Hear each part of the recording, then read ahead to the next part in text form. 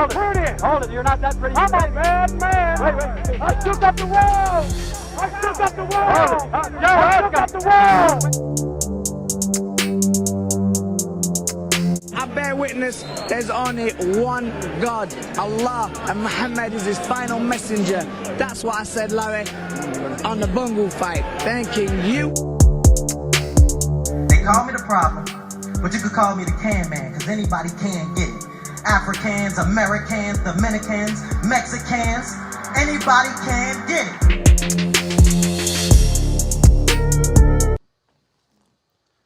How y'all doing, ladies and gentlemen? Pieces and blessings upon all my Akhis and all my sisters out there. Welcome to Split Decision, episode 44. Subscribe, click on the notification bell if you're trying to get smarter by the minute. If you're trying to get dumb about the second, don't listen to these decafs, aka dumb casual ass fans / old media, where their kryptonite is the truth. And that's what I spit on the mic daily. With that being stated, let's get straight to the business at hand. But before I do so, I want to thank everybody that congratulated me for having my newborn baby. That's why we have in a late edition Split Decision episode. So with that being said, I appreciate everybody in the chat. I appreciate everybody that support me. I appreciate all my Akhis. That's who I did it. That's who I do it for. I knock out all these decafs in front of all of my Akhis. You all are my witness. Ladies and gentlemen, to the business at hand. Let's get ready to rumble!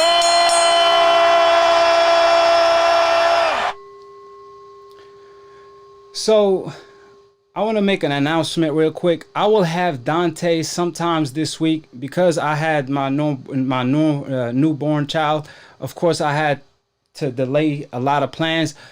The Nicholas Asbury interview still coming.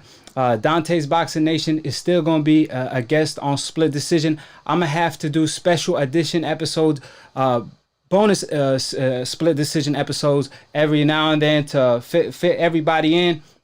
With that being stated, I'm also bring part of Team Deontay Wilder exposing all of the decafs and Tyson Fury speaking the truth and throwing the bomb squad on the mic, the whole truth and nothing but the truth. So with that being stated, like I said, let me shout out a couple people real quick. Cowie, Philly 508, Davis, okay, Gusto, salute. Appreciate everybody in the comment section. OG Swag, and everybody in the comment section. Everybody in the chat box. So with that being stated, please call in depending on the topic you want to talk about. If I'm talking about a certain topic that you don't want to talk about, wait till I talk about the topic you want to call in about, because you pretty much only get one call per episode since I be having a lot of calls. So with that being stated, please, if you want to talk about the topic that I'm talking about, call in. If not, just wait your turn. I will touch on every single topic. I will touch on Tyson Fury and expose him for bribing a 70-year-old man to lie in court, then threaten him after. He been exposed. Like I said, you can't script this. I mean, he didn't call his mob ties to do his dirty work next to the glove gate. Now is a wild boar gate. So we're going to dive into all of that. If you want to talk about that topic in particular, wait till I get to that topic. It's going to be around 45 to an hour from now. So the first topic is, of course, Ryan Garcia and him simply trashing Oscar De La Hoya, or kind of warning him, I should say. Let me pull it up real quick what he had to say. Ryan Garcia said, I don't have to talk to him. He don't have to talk to me. He can't give me shit money. Just know I will never F with you. I will never like you again. And I will tell young kids to never sign with them, meaning Golden Boy. So obviously his attorney is telling him what to say or what to do. Golden Boy want to give him a pay cut for his toughest fight yet, which was supposed to be Linares. And now they want him to fight Luke Campbell. but they want him to take a pay cut. He feel like he a star. He feel like, hey, I know I don't have the accomplishments of Canelo Alvarez, of AJ, but at the end of the day, or at least the night, I do numbers, and numbers translate to money. So let me get my worth. Obviously, he heard about Shakur Stevenson making around $500,000 fighting a nobody on a short notice. So he was like, you know, if Shakur making that money, I should be making around the same type of money. Obviously, he had drama with Oscar De La Hoya like a couple months back where he complained about the money. He wanted more money to fight Duno. He wanted to be the main event. Then, obviously, he didn't fight Duno. He turned that fight down. But then when Oscar De La Hoya re-signed him, or gave him a better contract, I should say, the best contract for a prospect, the way they put it, right? Then what's the complaint? I really don't understand. But I guess the pay cut due to the pandemic is really bothering Ryan Garcia, especially when he having his first step up fight where it's a dangerous fight. It's like there's a risk and a reward, but the risk is very high. So he feel like, hey, listen, man, I should be getting paid my worth. If Shakur could fight somebody that is pretty much a walk in the park, I should be getting well paid if I'm fighting a dangerous fighter like Linares. That's how Ryan Garcia feel. I can't blame him, but I'm just saying, man, come on, man. You should have did better at the negotiating table and made it clear you ain't taking no pay cut when you re-signed with Golden Boy. But at the end of the day, or at least the night, he is threatening Golden Boy. He letting them know, I will voice my opinion.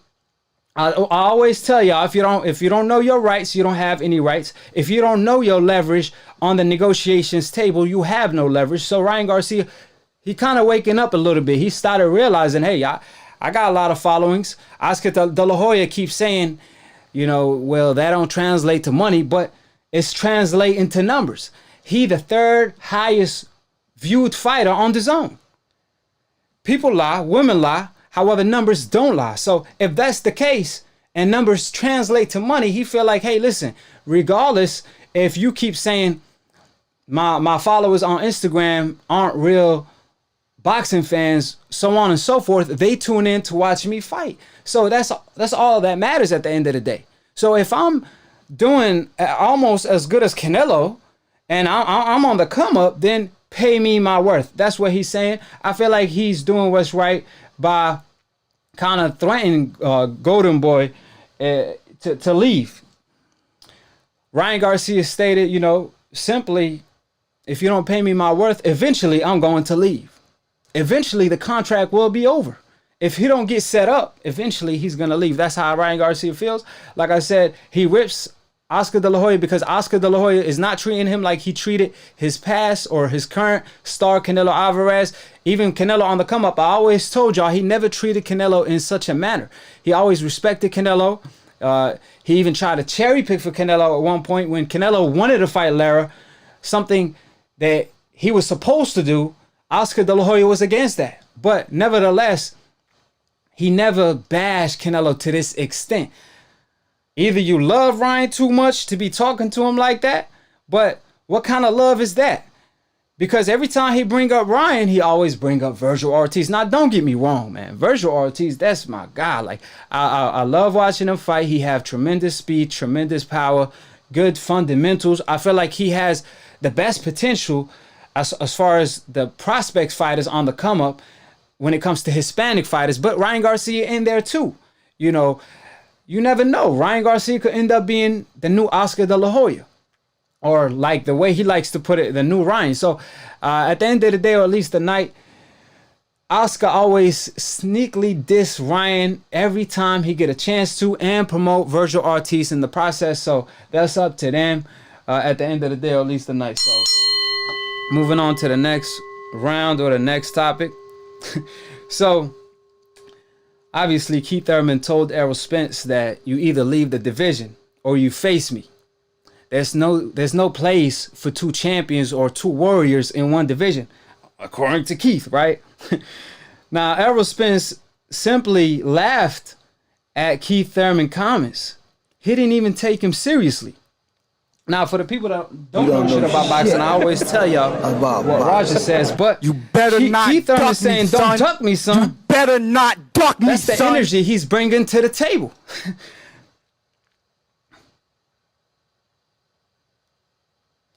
Funny how roles are reversed. See, we still have the same Errol Spence. Errol Spence is still keeping the same energy. He ain't changing. Keith Thurman, after he took his first loss, he changed his energy. Every time he used to speak, it was all smoke and mirrors. But now all of a sudden, when the O went out of the window, he could care less who he fights. I find it ironic that Keith Thurman always spoke in hypotheticals, always said, hey, listen, man, the Errol Spence fight is going to be 2 years from now. That's what he said in 2015. Then 2015 came, he was like, it's going to happen 2017. Then 2017 came, he said it's going to happen 2019. Then 2019 came, he said it's going to happen 220, 221. And he ain't even sure if it's going to happen then. It was like, what? Are you serious? But now all of a sudden, during the pandemic, during the Rona, he wants to fight at all cost. I find that ironic because, like I said, when the fight was hyped up the most, when fans really wanted to see the fight, we was starving for that fight. We was slavering for the fight. It was the best fight at the welterweight division to be made before even Terrence Crawford moved up to the division. Keith Thurman always spoke in hypotheticals. It was all smoke and mirrors. But now all of a sudden, during the pandemic, when there is no money, after he took a L coming off a loss, now he won the Errol Spence fight right away. Man, you ain't fooling me. With all the respect to Keith Thurman, I like Keith Thurman. But he had a different tone and a different energy just last year than he did today. When he had his O, than when he lost his O today. So that's why Errol Spence is not taking him too seriously. And on Twitter, he simply threw the laughing emoji up there and just said, laugh my ass off. Because what can you really say? When it comes to Errol Spence, Keith Thurman was treating Errol Spence like that was his Manny Pacquiao ticket, right? Keith Thurman always wanted to be like Mayweather. He always wanted to keep his O. He wanted to be a legend in the game. He wanted to be the villain. He always brag and boast and, you know, talk it like how I walk it. He had that attitude, you know, I walk it like I talk it. But when the time came when Errol Spence first showed up, he changed his energy. Errol Spence made Keith Thurman change his whole demeanor. You know what I mean? So all I'm pretty much saying is you can't be a Mayweather or trying like Keith Thurman tried to be Floyd Mayweather, right? He tried to copy the Floyd Mayweather blueprint. However, in order to be a Floyd Mayweather in the game, you have to do what Floyd Mayweather did. A lot of people forget that Floyd Mayweather kicked ass for a whole decade. A lot of people forget that Floyd Mayweather on his Pretty Boy stage was the most feared. He was on his Iron Mike talk. He was as feared as Akhi on Split Decision, right? So what I'm saying is, hold on, let me pause real quick.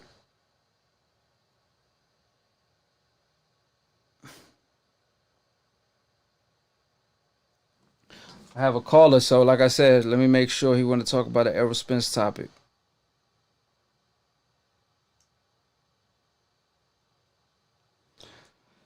So, like I said, you know, Floyd Mayweather was as feared as Iron Mike, right? He was the most feared around the time he was Pretty Boy. He's as feared as Akhi on Split Decision, knocking out all these decafs that don't even have the cojones to call in. So, what I'm pretty much saying is, you can't be Mayweather if you're not willing to do what Mayweather did for 10 years. For a whole decade, he was kicking ass. Moved up to 135 after cleaning the 130-pound division. Cleaned up the 135-pound division. Beat one of the best. He beat Gotti. Obviously, he wasn't the best 140-pounder, but he couldn't fight Ricky Hatton, the best light welterweight at the time. Then he moved up to welterweight, right? Eventually, he fought Ricky Hatton, the best 140-pounder at the time, and knocked him out. So what I'm pretty much saying, in order to be Mayweather, And to become a superstar, you have to put in that work. You have to put in that work, especially if you're a fighter. On the coincidentalist, they're not going to hand it to you. You have to get it out of the mud, right? So Keith Thurman, he tried to copy the Floyd Mayweather blueprint or green print. However, he wasn't willing to do the same work and put in the same work. So, like I said, you know, Keith always mentioned, hey, man, you know, well, Errol Spence fight is not going to happen yet. Just like Floyd Mayweather, it took him 5 years to fight Manny Pacquiao. He always brought that point up. And it was like, really? That was, first of all, that was money made. Second of all, Floyd Mayweather did want to fight Manny Pacquiao in 2009. It was Manny Pacquiao who turned down the fight. Floyd Mayweather did try to fight Manny Pacquiao in 2012. Manny Pacquiao turned down the fight, and Freddie Roach admitted it was their fault. Freddie Roach admitted that it wasn't Floyd Mayweather's fault. It was our fault. We should have took the fight. We shouldn't have blamed it on the needle and turned down a VADA test, right? So all I'm pretty much saying is Floyd Mayweather eventually fought Manny Pacquiao 5 years later because of Manny Pacquiao. Nevertheless, he fought Manny Pacquiao, right? However, Errol Spence, before he took his first loss, it was 5 years since Errol Spence been calling him out. And he haven't even negotiated with Errol Spence, not even once.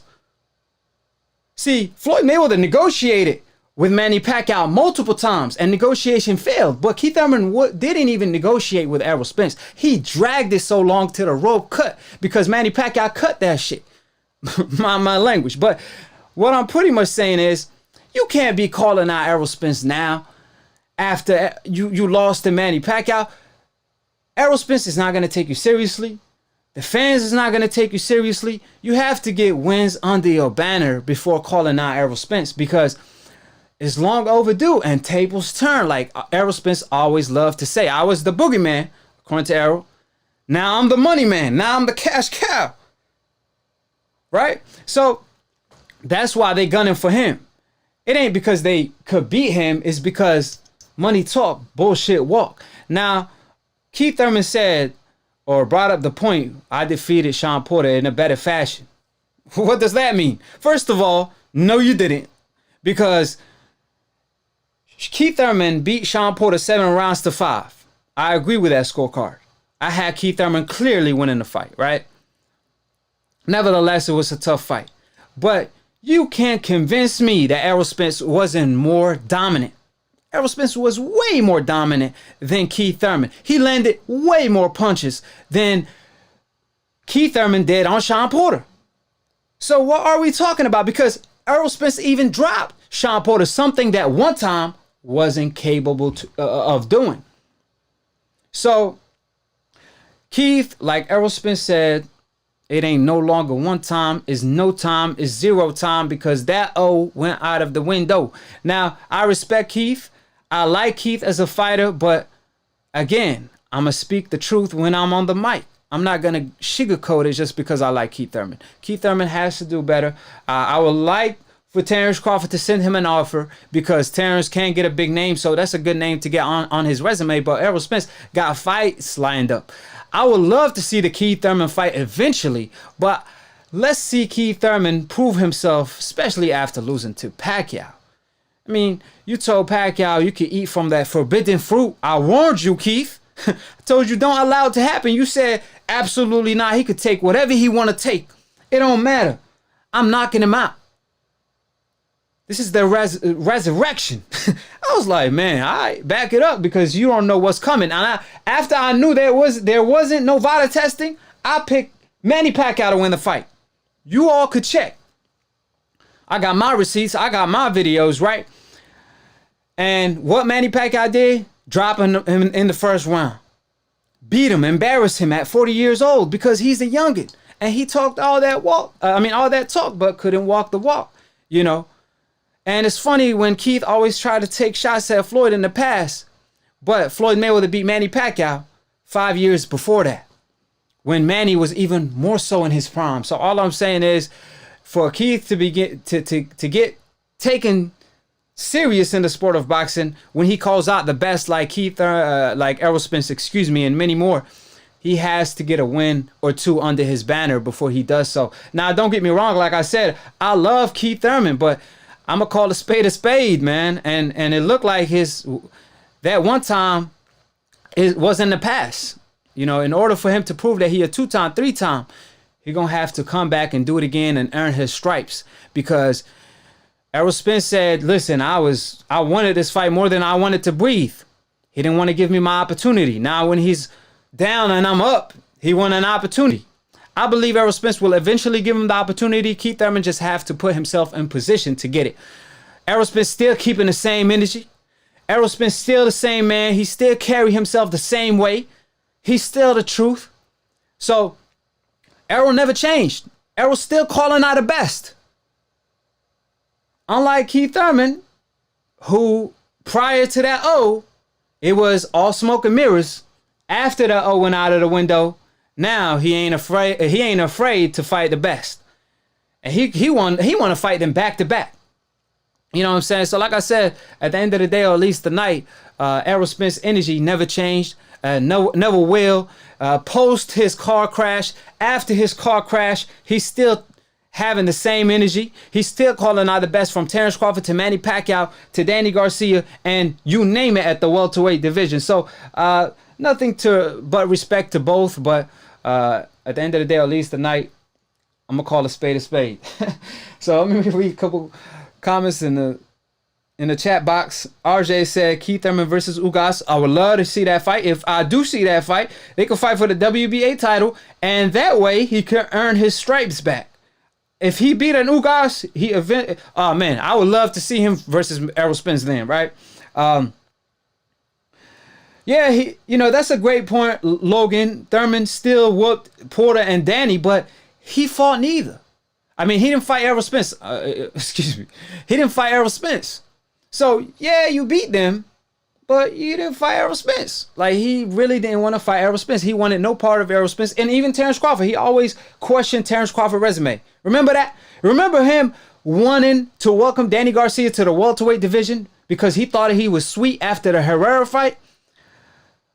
But when it was Crawford, he was like, oh, what did Crawford do?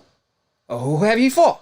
He need to fight Amir Khan. He need to fight Jeff Horn. And it was like, really? And then he fought both. And he was like, you need to fight Kell Brook. I was like, man, are you his manager, bro? So I get it. But at the end of the day, Keith had different energy for Crawford and Errol Spence. And you can't tell me otherwise. You know what I'm saying?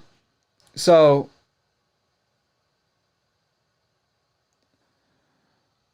Shahil said, Manny is way more dangerous than Errol Spence. Yeah, whatever. You could say that. But Manny got called by Errol Spence after he fought in front of Errol Spence beat Mikey Garcia in front of 47,000 fans in Cowboy. And he told Manny Pacquiao, come over here. Come over here, Pac-Man.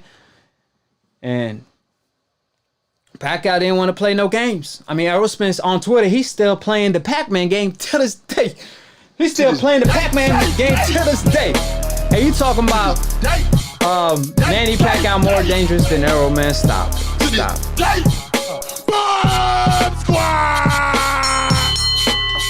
So on to the next round. So again, if you want to talk about a certain topic, please call in. When it's the topic you want to talk about. So I'm eventually gonna get to Tyson Fury. Oh, we gonna fry his ass. He gonna get this work. Tyson Fury gonna get this work on some Loaded Lux work. So Gervonta Tank Davis. Well, hold on. We have a caller calling in.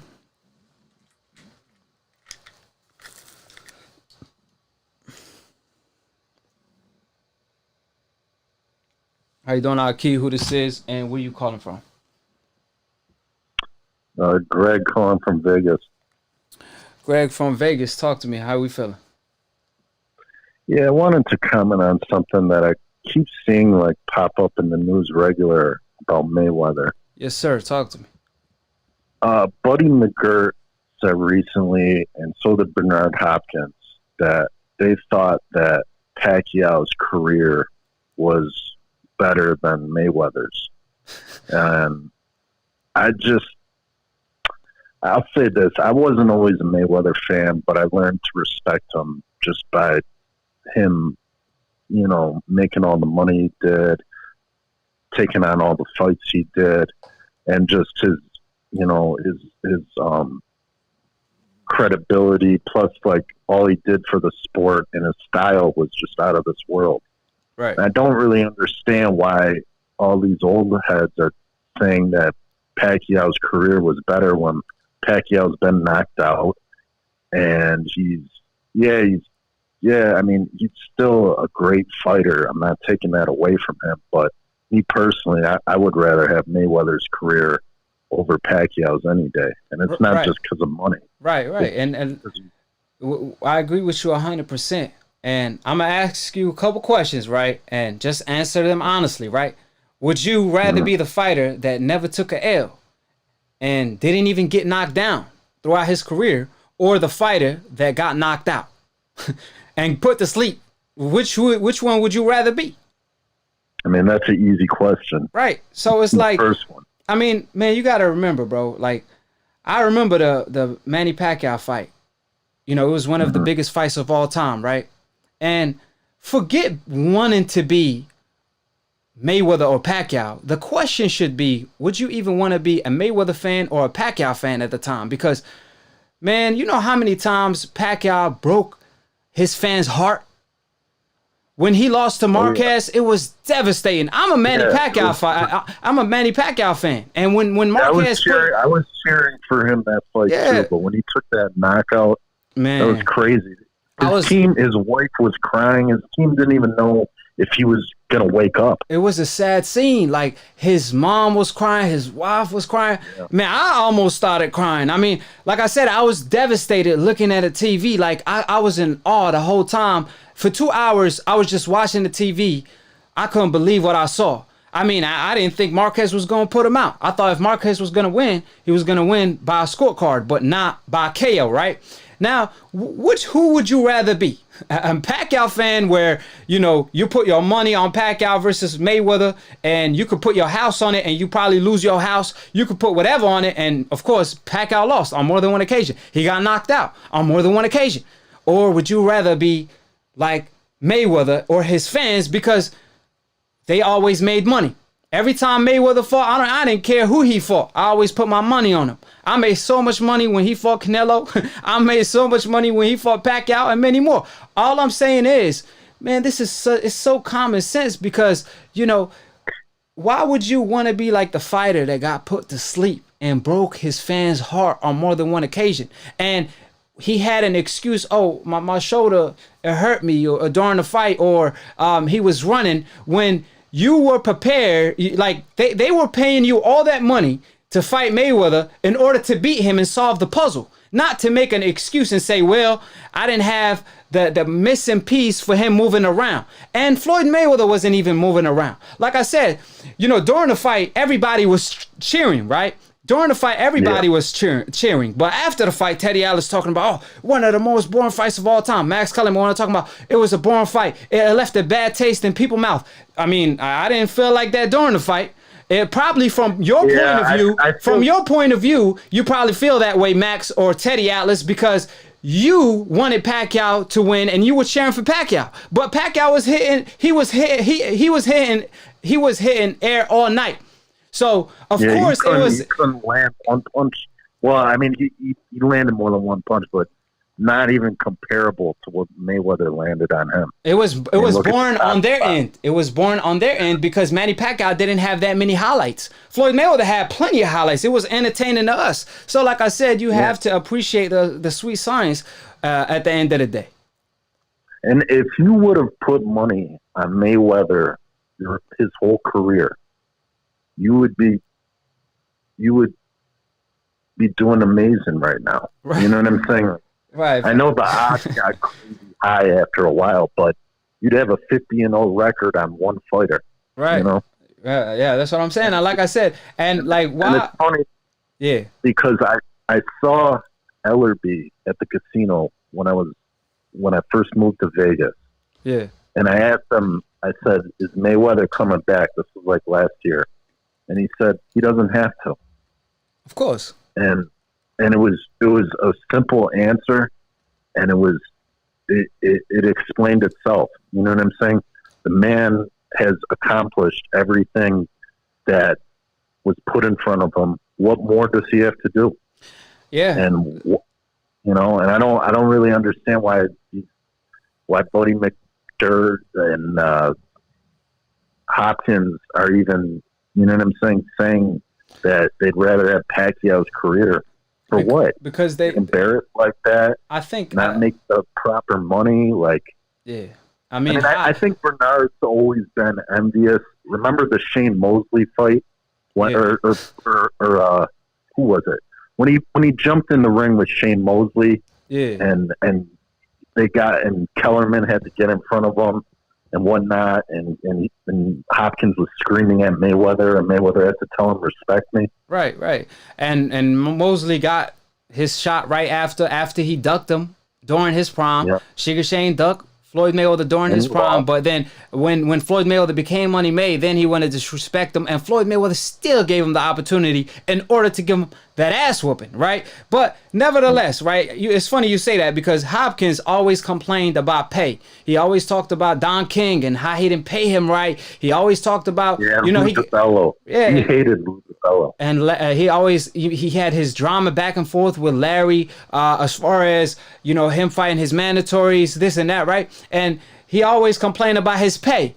That's why you make a great point when you say he envious of Floyd, because you could see he wanted to be like Floyd, because Floyd always got paid more, what he's supposed to. I'm not going to say more than he's supposed to, because fighters always should maximize whatever they make, because they put their life on the line. Your life is priceless. So nevertheless, Floyd Mayweather made more money than any fighter in the game. Every time he fought, when he was fighting, he will be the Forbes highest paid athlete of all sports. So of course a lot of people are envious of him because he was the highest paid. He was undefeated. And, hate or love it, he fought the best and beat the best. He didn't dodge any opponent. He fought Manny Pacquiao when people were saying he was ducking Pacquiao. He fought Canelo Alvarez. He fought Sugar Shane. He fought Ricky Hatton. He fought Cotto. He fought...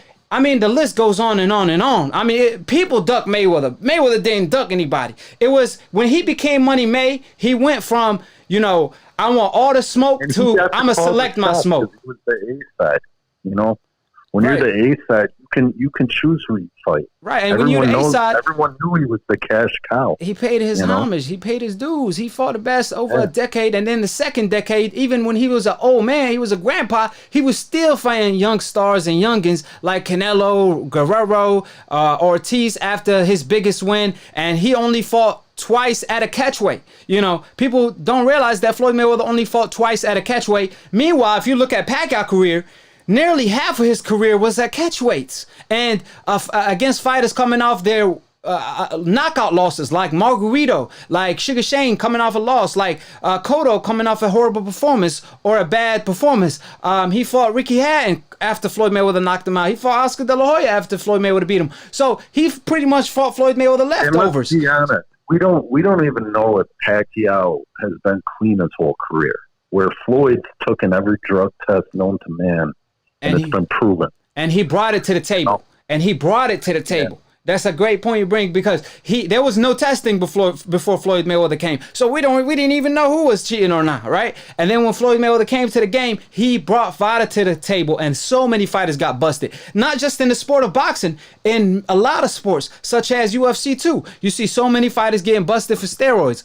Even one of the best fighters of all time in the UFC, Jon Jones, got busted 3 times. Now, I'm not throwing shades at anybody, but I'm just saying there was so many fighters that got tested positive for steroids. Tyson Fury, it was so many. The list goes on and on and on. Dillian White, that's just fighters currently that got tested positive. But I'm talking about in the past, it was so many fighters that got tested positive. But any last thoughts? And remember, the Pacquiao and Mayweather fight almost didn't happen because Pacquiao didn't want to take Olympic style drug test. It didn't happen. It didn't happen. In 2009, it was a 50-50 split, 50-50 on pay-per-view, on money. Pacquiao was guaranteed $50 million guaranteed plus the upside. But how crazy is it? They flipped the narrative. HBO did of Floyd Mayweather ducking Pacquiao. Floyd Mayweather scared of Pacquiao. They were always pointing fingers at Floyd Mayweather. They wanted Floyd Mayweather to fight Pacquiao if he's on something or not.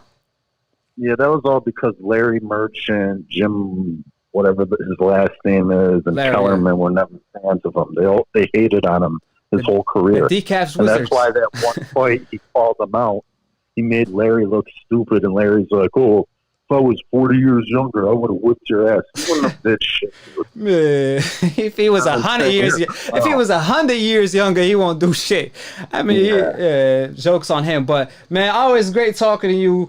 Always call in, man. Like I said, it's always a pleasure talking to you, man. You got great knowledge, and like I said, you already know. Every time you call in, it's always a separate video that's going to be posted on Split Decision. Yeah, no, I appreciate that, and congratulations on your daughter. Thank you so much. Thank you. I appreciate it. All right. Craig from Vegas, always coming in with that knowledge. I mean, I always love people coming in talking about or bringing great topics to the table. You know what I'm saying? But there's been mixed feelings about Gervonta Tank Davis, and I forgot the guy he was sparring. Hold on.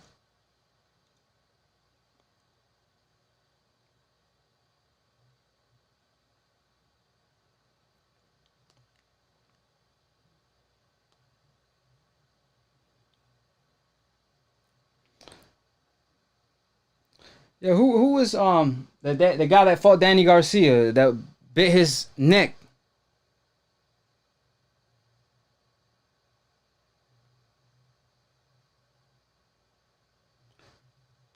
Red Catch. Yep. Red Catch, all right.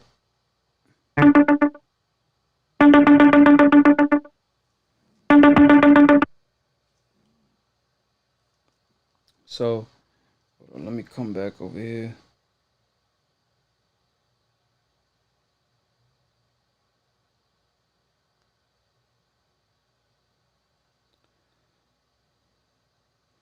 You already know Akhi, mix, master, engineer, produce, split decision. So yeah, you all have to mind me because sometimes I don't have everything in order. I've been going through a lot this week. As you all know, I had my newborn child, so hang in there with me. So like I said, there's been mixed feelings on Gervonta Tank Davis and Red Catch sparring, that there's even rumors that it's going to be a rematch this Sunday. So Gervonta Tank Davis, obviously, he offered Red Catch a rematch, saying, listen, we spar on live on my IG if you feel like I did you dirty. Now, there's a lot of trainers, including Gervonta Tank Davis trainer, came out and spoke about this topic because Gervonta was getting a whole lot of, I believe it's fair to say, unnecessary backlash.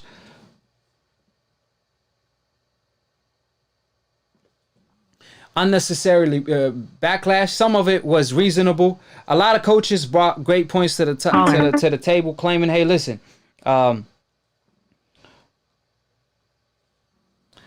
lot of people, like I said, they brought a lot of trainers brought a lot of great points, such as you go into sparring to work on things you lack. You go into sparring to prepare yourself for a fight." Work on technique, you know what I'm saying? You don't go in there and treat it like a fight. A lot of trainers didn't like what they saw from Gervonta going all out on sparring, making highlights, because they felt like, hey, listen, you should be working on your technique. You should be working on things you are uncomfortable with. So if, for example, like I said, you know, if you're uncomfortable fighting in the inside, you go into sparring and you spar fighting in the inside. You might be a boxer, but you got to work on things you lack or you don't like to do or you're not comfortable with during sparring in order to execute fight night. Or you don't even have to execute fight night, but whenever a fighter in the fight night cut off the gap and you could no longer keep him in the outside and he forced you to fight, you have to be able to fight in the inside. So the way to get better at fighting in the inside, if you're not comfortable, you have to do it during sparring. So obviously, sparring makes you a better fighter, because if you're a fighter that, like I said, if you're a fighter that lacks certain things or you don't like fighting tall fighters, in sparring, when you fight tall fighters, you need to work on technique more than hurt your opponent. That's what a lot of trainers was bringing to the table. A lot of great coaches that I respect. However, on the other hand, I do understand where Gervonta Tank Davis was coming from, because in sparring, if you spar and you get hit one good time, if that's not your brother you sparring, you're going to want to get him back. You're going to get your punch back. You're going to try to hit him with something nice at least one time, right? And then, of course, if you hit him one time, he's going to want it to return the favor, and it's going to escalate to a fight. It's going to go from a sparring match to a real fight. So that's what happens in sparring. And you also have to keep in mind, Gervonta wasn't at his best condition. So when you sparring and you're not in great condition, you're going to throw some power punches in there to keep your opponent off, because you're not in condition to do all of that and try different things and work on different things and work on movement and work on angles and do this or do that, because it's taxing on the body. You have to have a lot of stamina to do a whole lot of those things, and work on your defense, work on your offense, work on your technique, work on your fundamentals. That all needs stamina. You need to be in shape. So if you're not in shape, that's already out of the window. You already kind of need to throw some power shots to keep your opponent off. Another thing, like I said, is, you could get hit one good time and want to get your lick back. And when you do, it's going to escalate to a real fight. So I do understand, like I said, where training's coming from, but I do understand why Gervonta turned it up. You also have to remember, Radcash ain't the nicest person in the world. I mean, you saw him try to bite Danny Garcia's neck on some Mike Tyson. So what Gervonta Tank Davis did, he went Mike Tyson mode on him. So with that being stated, let me know how y'all feel in the chat. Y'all feel like it was wrong by Gervonta to post the sparring. Now, Errol Spence came out and gave his thoughts on the sparring. He gave his reaction. Or before I get to that, I want to bring this point up, because, one of my favorite fighters always talked about this. Like I said, when it comes to you being uncomfortable fighting in the inside, that's something you're going to have to practice in sparring. You're going to have to do a lot of drills, right? Andre Ward always talked about this. He said, before I fought somebody in the inside the whole night, or most of the night, I drilled for 2 years fighting in the inside. I drilled with my coach. I sparred with multiple sparring partners fighting in the inside. And I executed fight night after two years of drilling. So this is not something that happened overnight. This is not something you're going to learn in the ring. A lot of fighters be like, you know what?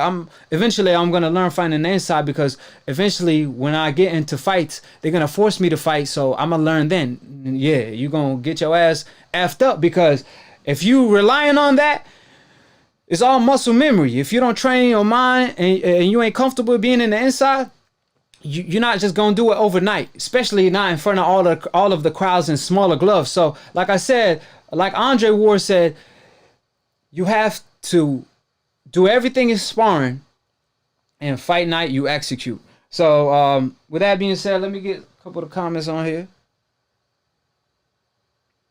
A lot of people talking about Floyd Mayweather still. Terrence Bailey Sr., he said, salute family, salamu alaikum my brother.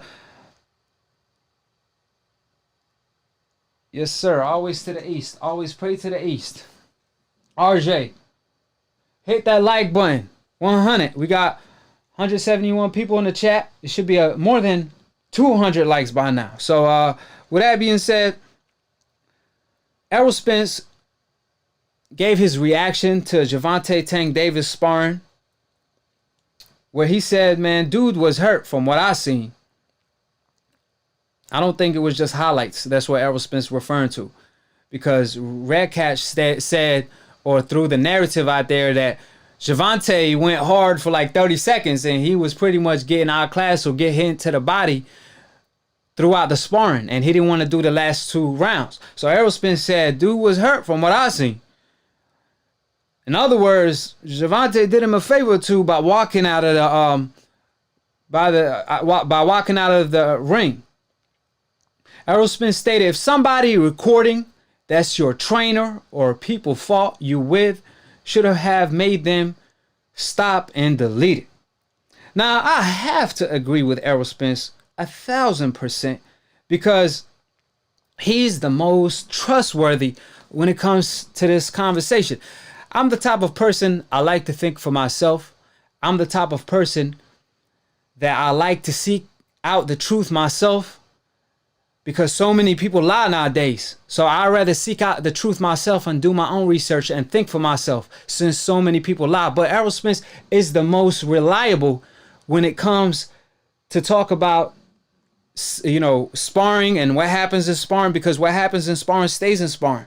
And Errol Spence moved by that code. He lives by that code. We all know the Floyd Mayweather story and the sparring with Errol Spence, where according to a lot of people, some people in Floyd Mayweather camp or Floyd Mayweather gym, they said that Errol Spence pretty much did better than every single sparring partner that Floyd Mayweather sparred with. That's high praise. Now, they didn't say how much he did, how great he did, but they pretty much revealed a whole lot. I can't mention too much because, of course, I have to live by the code as well.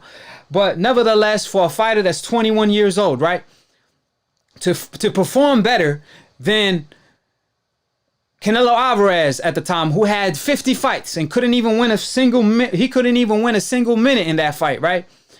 And Errol Spence did better than Canelo at 21 with like 5-6 fights and got kicked out of the, Errol Spence, for the people that's not informed, he got kicked out of the gym, the TMT gym. And when he left, he didn't mention anything or say anything.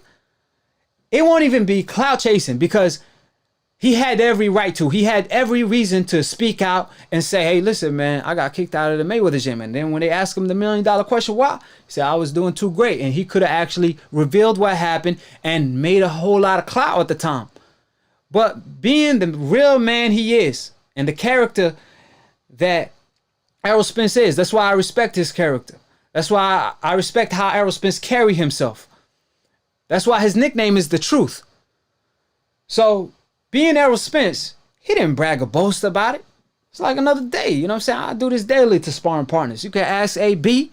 Anybody can get it. Call me the Can Man. And you can ask anybody that sparred Errol Spence.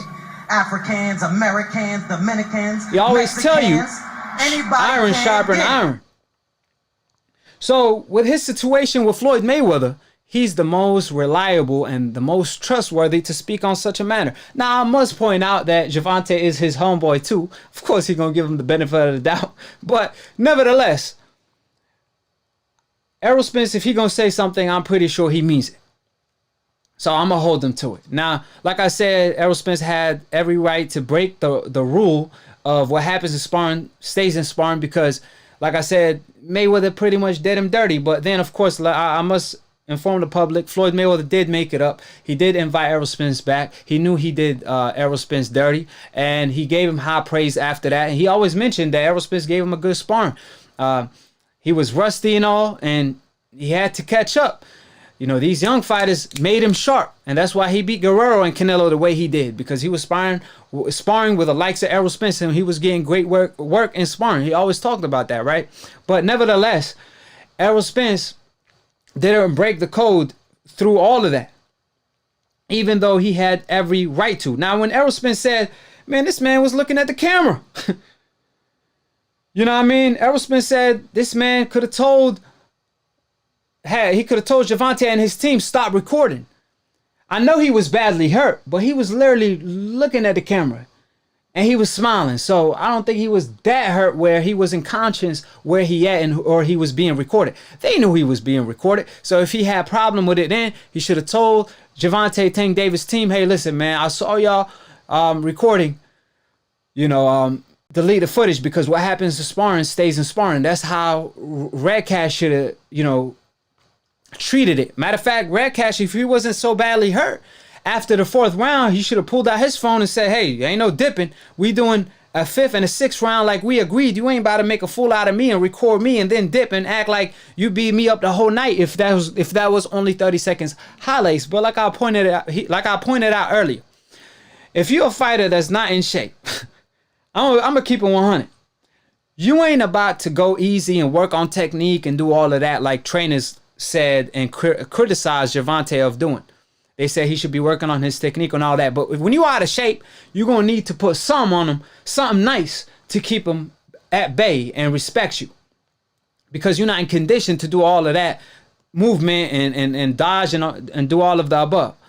And also, like I said, when you do get hit, that sparring shit goes out of the window. It goes to a real fight because you get hit one time, you're going to want to get your lick back. So, nevertheless,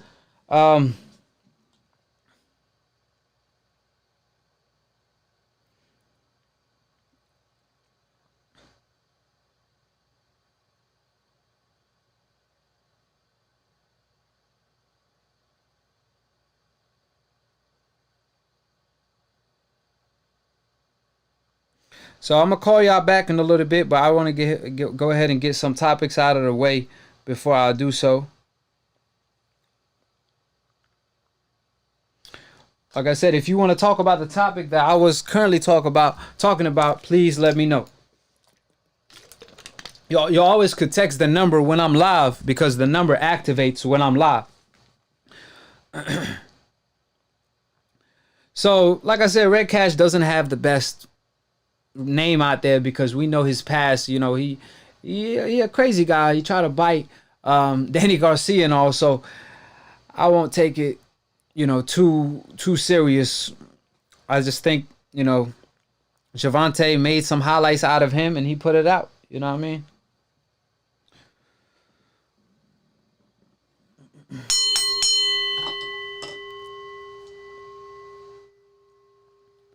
So Sugar Ray Leonard came out stating that saying Floyd Mayweather is what boxing is all about. He said he's a technical fighter. I beat his father. He was quick, but he had bad hands.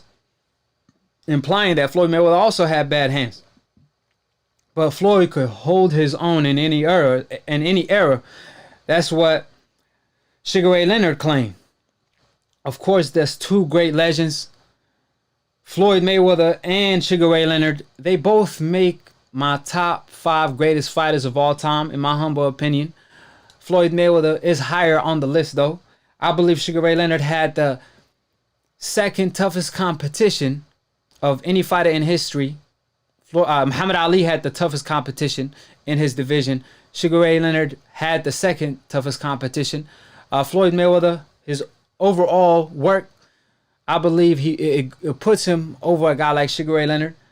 Nevertheless, in a fight like that, because there's a lot of questions, who would win a fight between these two? A lot of people keep asking me that question.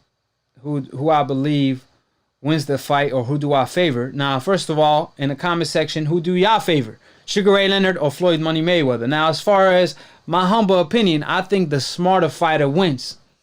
And we all know who the smarter fighter out of the two. That ain't that hard to figure out. So I'm going to leave it at that. Now, Sugar Ray has tremendous attributes. So did Floyd Mayweather. Sugar Ray had tremendous hand speed, tremendous power.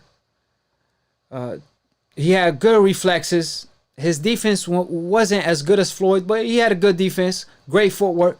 Floyd Mayweather, on the other hand, great speed, great power. A lot of people forget that Floyd Mayweather was a power puncher at 130. At 147, he wasn't a power puncher because that was his 4th division. Sugar Ray Leonard, that was his 1st division. So Floyd Mayweather at 130 pounds, he was a power puncher. So he had a lot of speed, a lot of power. He was sharp. He wasn't a combination puncher.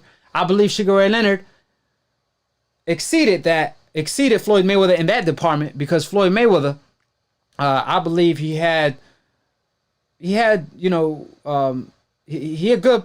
I don't think he a good combination puncher. I don't think he has that in his arsenal. Some like combination punchers are just born, just like power. Like Manny Pacquiao is a combination puncher. Roy Jones is a great combination puncher. Muhammad Ali is a great combination puncher. Sugar Ray Leonard is a great combination puncher.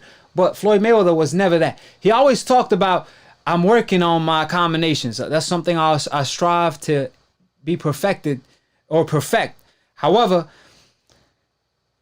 one thing he excels in is his defense. Is way better than Sugar Ray Leonard. And you got to keep in mind, the reason why he don't throw combinations is also because of defense. And Floyd Mayweather really never utilized his A game. He beat every single fighter in the game that he fought with nearly his B game. They never pushed him to bring out that it factor in him, like the one right here, the one you got to dig deep. He didn't have to go there. He had to go there, don't get me wrong, when he got hurt versus Sugar Shane Mosley, but nobody made him dig deep the whole night like Duran did against Sugar Ray or the way Hearns did. I don't like Floyd Mayweather fought Manny Pacquiao, one of the greatest of all time. He beat Canelo Alvarez, a good fighter. He beat Corrales, Castillo, many more, and knocked out Ricky Hatton, undefeated, 42, 43 at the time. However, no fighter in the game made him dig deep.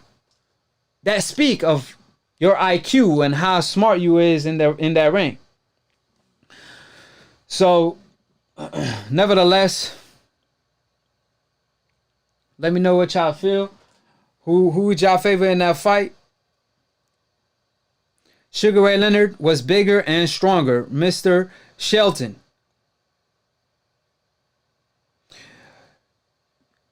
Jeremy King said it will be a classic chess match.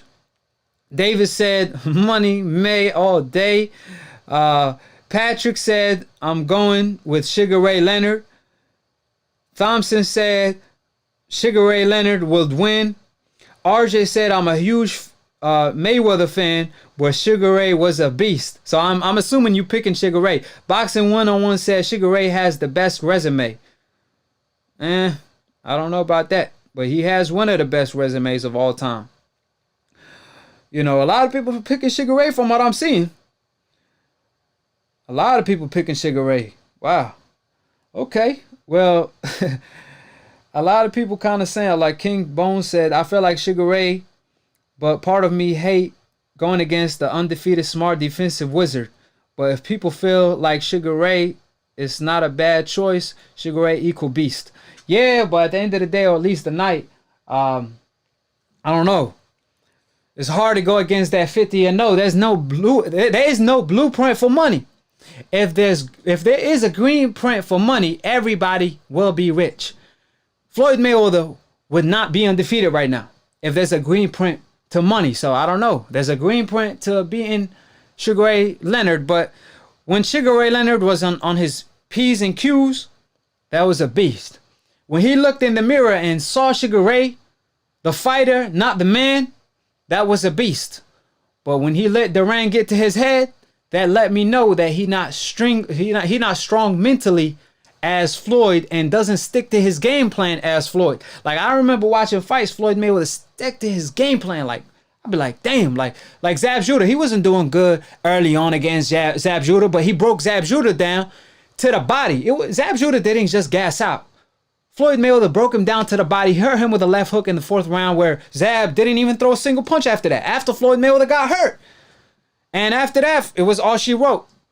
However, I must point out, Floyd Mayweather always stick to the game plan, good or bad, and he pulls it off. Now, Sugar Ray, he was supposed to box Duran, but he let that go out of the window because he let Duran get to his head. That's something that, you know, I kind of, when I put it into the mix, I'd be like, man, I want to lean toward, you know, Floyd Mayweather. But Errol Spence even said, Money May against Sugar Ray. Sugar Ray beats Money May, but Pretty Boy versus Sugar Ray will always beat Sugar Ray, which I'm gonna talk about that in a little bit. So Floyd Mayweather also had a thing or two to say about Sugar Ray. Bismillah, all right.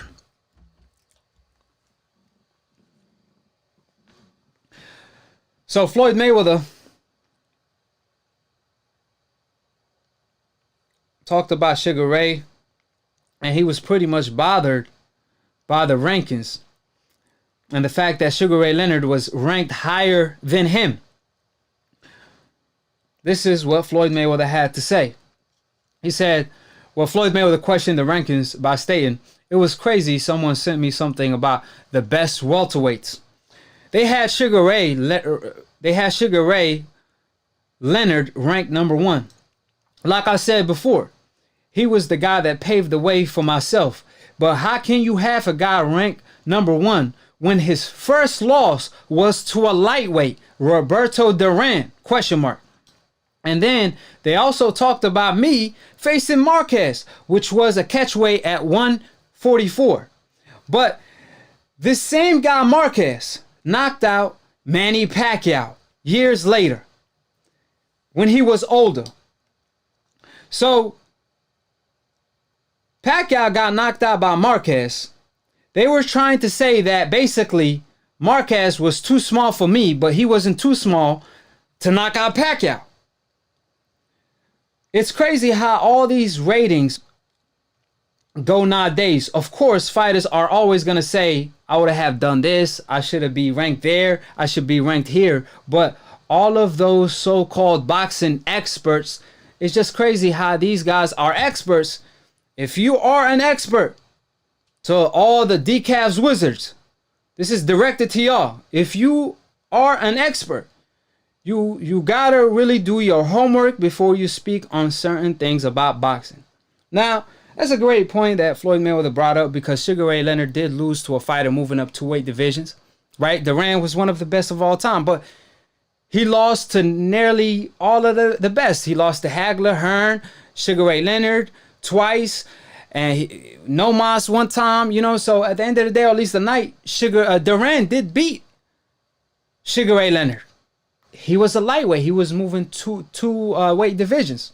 Now, when Floyd Mayweather beat Marquez, every single round, every single minute, every single second, then they said Marquez was too small. That same Marquez that knocked out Pacquiao at welterweight. Now, what sense does that make? What's even more ironic is that Floyd Mayweather was coming off a 2-year layoff, fighting the number 3 pound for pound fighter at the time, which was Marquez. Yes, he was moving up in weight, but Duran pulled it off. That's what Floyd Mayweather referring to.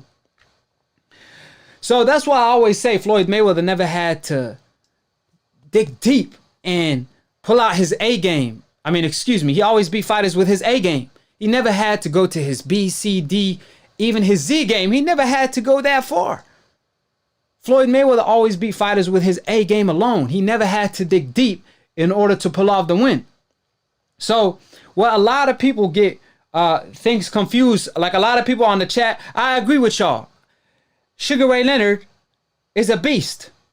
He should be the favorite to beat Floyd Mayweather at 147. You know why?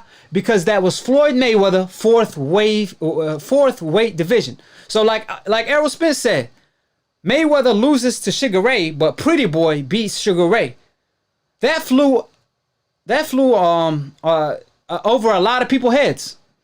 The reason why that is because, see, Sugar Ray Leonard, his 4th weight division that he won a title in was 168. Now let's say Sugar Ray Leonard, who would you favor? Sugar Ray Leonard at 168 or Andre Ward? Really? The version that we've seen of Sugar Ray at 168 or Andre Ward? Of course Andre Ward, who never lost a fight since 12 years old. Now, we know, all the respect to Andre Ward, he's one of the greatest of all time, one of my favorite fighters of all time, but Floyd Mayweather is a better fighter. He did more, he accomplished more, and I think he's just more gifted, right? No shame on Andre Ward, because Floyd Mayweather arguably TBE. Andre Ward arguably one of the greatest 20 fighters of all time. But the point is, Sugar Ray versus Andre Ward, at Sugar Ray 4th division, it's Andre Ward all day. It's a no-brainer. You don't even have to think, regardless of how great Sugar Ray Leonard was. Now, if we flip the script, if we put Floyd Mayweather versus Sugar Ray at 147, Floyd Mayweather 4th weight division, people saying, oh, it's a 50-50 fight. It's a tough fight. I favor Sugar Ray slightly. That's the key. Slightly, even though that's Floyd Mayweather 4th weight division. It's amazing to me that Floyd Mayweather moved up to his 4th division and dominated it for over a decade. So that's why I say, Pretty Boy, if you bulk him up, the guy at 130 that had power, speed, and all of the above, all the attributes, a combination puncher, going forward. He wasn't quite the combination puncher that Sugar Ray was, but he was an offensive machine with defense and all of the above. That Floyd Mayweather beat Sugar Ray in my humble opinion because he was a smarter fighter and he simply had as many attributes as Sugar Ray. However, he was mentally stronger and smarter in my humble opinion. That's why I say Floyd Mayweather will beat Sugar Ray. Nevertheless, they two fighters on my greatest 5 pound for pound of all time. So you know that I like Sugar Ray as well, but I'm going to call a spade a spade. So, again, you know, I won't say, oh, well, look, Sugar Ray lost to Camacho, and that was a lightweight or a super featherweight. How can you lose to a guy like that? And around that same age, Floyd Mayweather beat Canelo, a guy that's 23, in his prime. You know, in Floyd Mayweather, fifth weight division, he moved up and spanked him every single round. I'm not going to bring that point up because I don't think that was the same Sugar Ray. Because by that time, when Sugar Ray lost to Camacho, he wasn't the same fighter. Like I always say, Floyd Mayweather is known for his execution of his career. He never drank, he never smoked. That's what got him farther in his career. He do get the credit for that, though. You can't take that away from him. You can't just base things on potential. You have to base things on execution and production. So, facts over emotion. Numbers don't lie at the end of the day. So, to all the people that say, hey, Sugar Ray this, Sugar Ray that, he's a great fighter, he's a beast. But I feel like Floyd Mayweather, in my humble opinion, he wins. There's no blueprint to money. There's no green print to money. If there is, everybody going to be rich. So, let's dive into the business at hand. This is why you all here.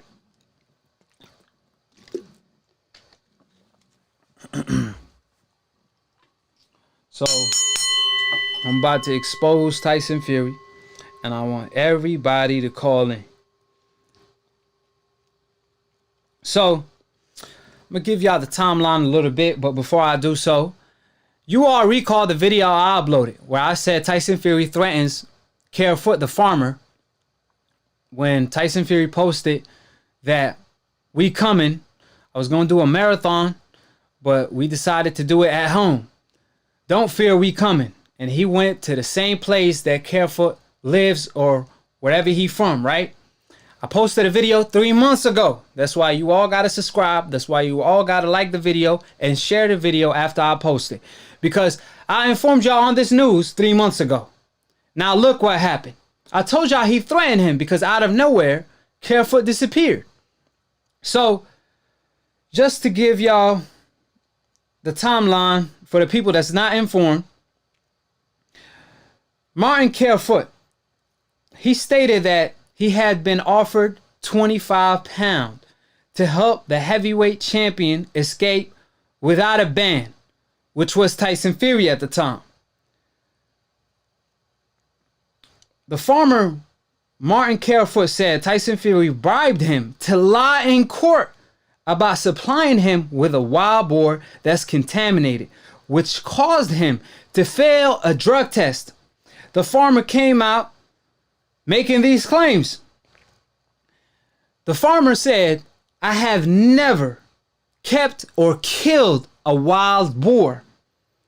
He added, he said, at the time, I feel fed up with the lies and deceit. The public need to know the truth. I'm happy the public know all about this now. I feel cheated and used because he eventually never got paid. He was paying a favor of a guy. That's why he did it. And he also was promised to get paid 25 pounds. That guy is on part of Tyson Fury team, right? Now, we know this is all facts. This is the truth. I know the decafs, every time they hear the truth, they act like they deaf. They act like they can't hear. Every time they see the truth right in front of their face, they act like they Stevie Wonder. They act like they don't know what's going on. So, face the truth. I know that's y'all kryptonite, all the decafs. So, face the truth. This is all facts because this is documented. And I'm dropping the video tomorrow. Be on the lookout for the cookout. Make sure you all share the video where I'm exposing Tyson Fury. I'm going all in. This is for all Marvels. This is for all my Akhis. So all I'm saying is, you know, to this day, Tyson Fury still getting exposed. And old media ain't talking about it. Come on, man. Come on, man. I'm talking about, to this day, Tyson Fury still getting exposed. And old media ain't talking about it, right? This is all facts because Martin Carefoot, his name is documented, is printed, is signed on the documents of Tyson Fury court papers when he was battling UKAD, right? This is on documents, ladies and gentlemen. This is not Carefoot clout chasing. This is not allegations. This is all facts. This is why it's called Akhi Investigations, because Akhi is speaking the truth on the mic since old media want to deceive the public. Since old media want to lie to the public. So new media, we doing our job. Shout out to Deontay and new media, Boxing Ego, Blue Blood, and everybody that's part of new media speaking the truth. And if you want to be part of new media, all you have to do is tell the truth. That's all it takes. The whole truth. Not 50% of it. You have to tell the whole truth. Nevertheless, this is documented. Since old media won't open investigations, then they want to lie on Tyson Fury behalf and cover his backtrack. Obviously, he got the complexion for the protection. His health insurance better than Geico. He truly got full cover insurance. Because this is facts, this is on documents, and they don't want to talk about it. And it could be proven. This is not allegations. This is all facts. So, like I said, Tyson Fury posted, "Don't fear, we coming," on his IG. Then we didn't hear from Carefoot ever since.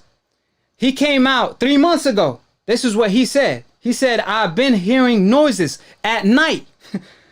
Listen to what Carefoot had to say. I'm gonna provide all the facts, all the footages, all the articles, all the document papers on my next video I'm dropping.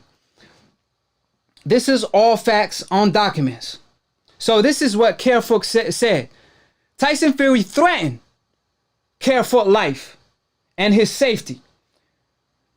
This is so-called Wild Boar Gate after the Glove Gate. He said that Carefoot said, "I'm concerned about my safety. I have had 1 or 2 obscure phone calls.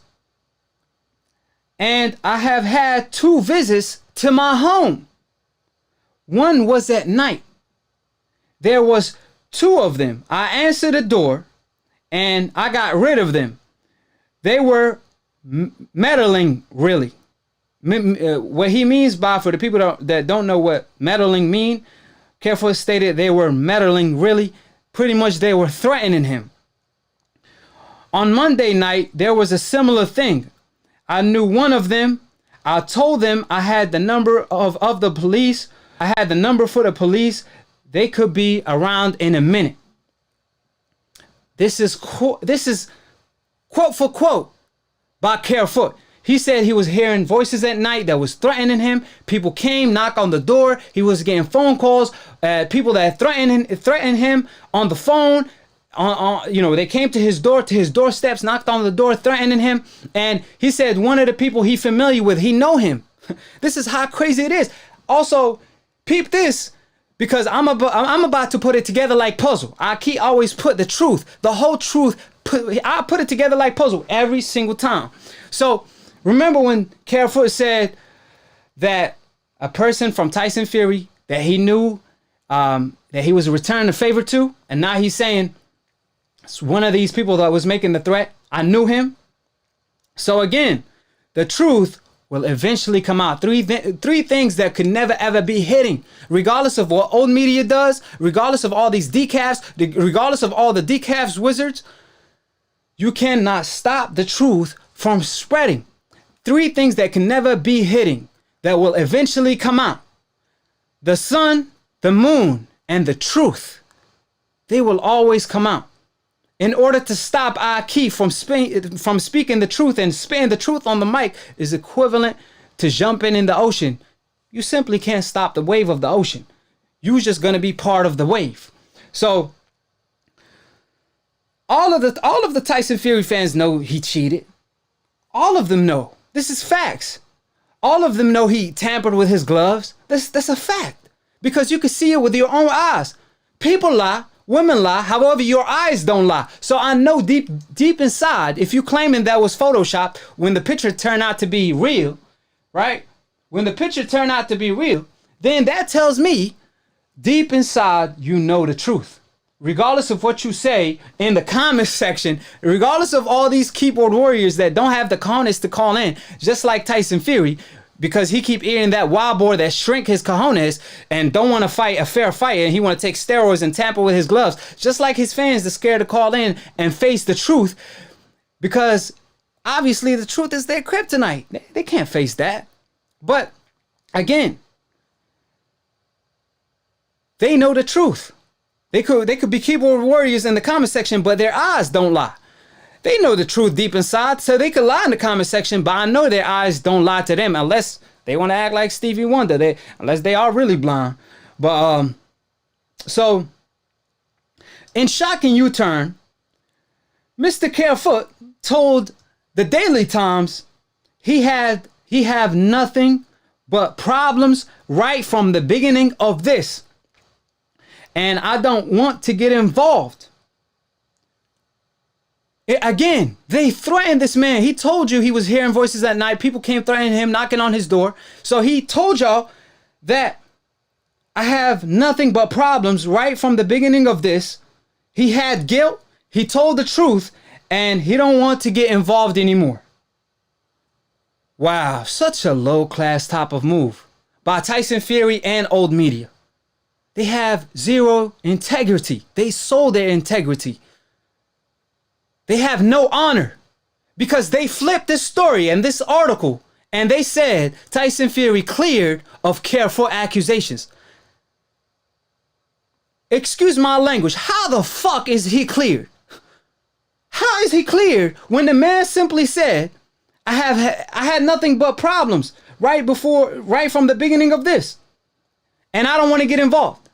Where did he say, yeah, I lied? Oh yeah, I just wanted to get paid. Where did he say that? How y'all come out with that conclusion? Oh, he was cleared. You see how they deceive the public? You see how old media will lie to your face?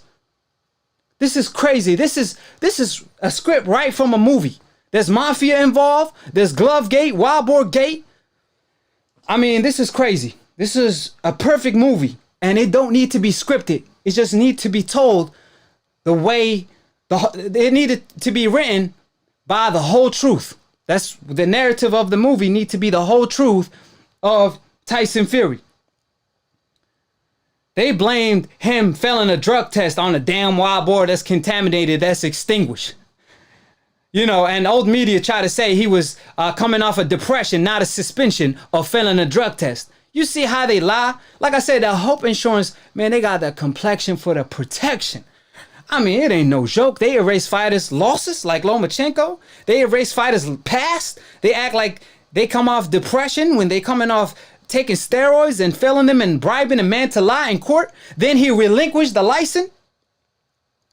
That told it all. When Tyson Fury relinquished his license, he basically told on himself. He basically snitched on himself. Hey, I'm guilty. I'm going to relinquish my license so they don't take my ass to court. If this dude, Carefoot, doesn't get threatened and he won't be scared because he's an old man, he feel like if he feel like his time is up, then if he continues on pursuing this lawsuit, then I'm effed up. So he relinquished his license. So he can't even fight in the UK. No lie. This is all facts. This is not conspiracy theory.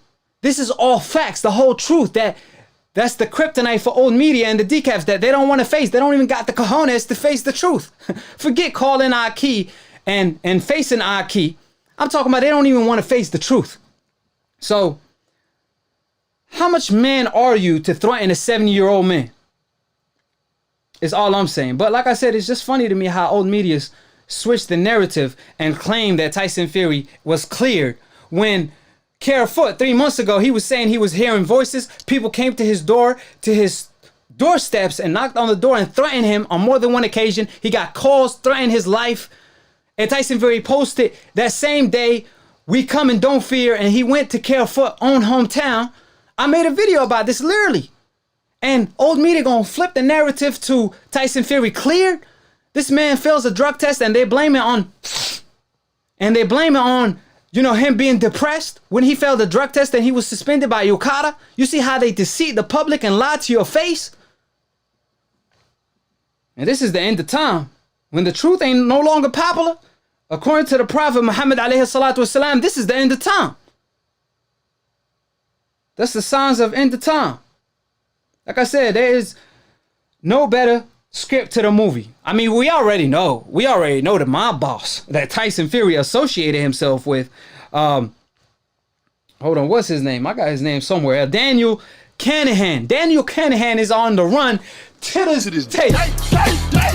Daniel Canahan is a mob boss that Tyson Fury associated himself with. He a mob boss. He sent this person that possibly is a mob boss to threaten and send his goon to threaten Carefoot. Now, how much of a low-class move is that? And old media should be ashamed of themselves to cover up for Tyson Fury. That's to say the least, man. I ain't even want to go no further.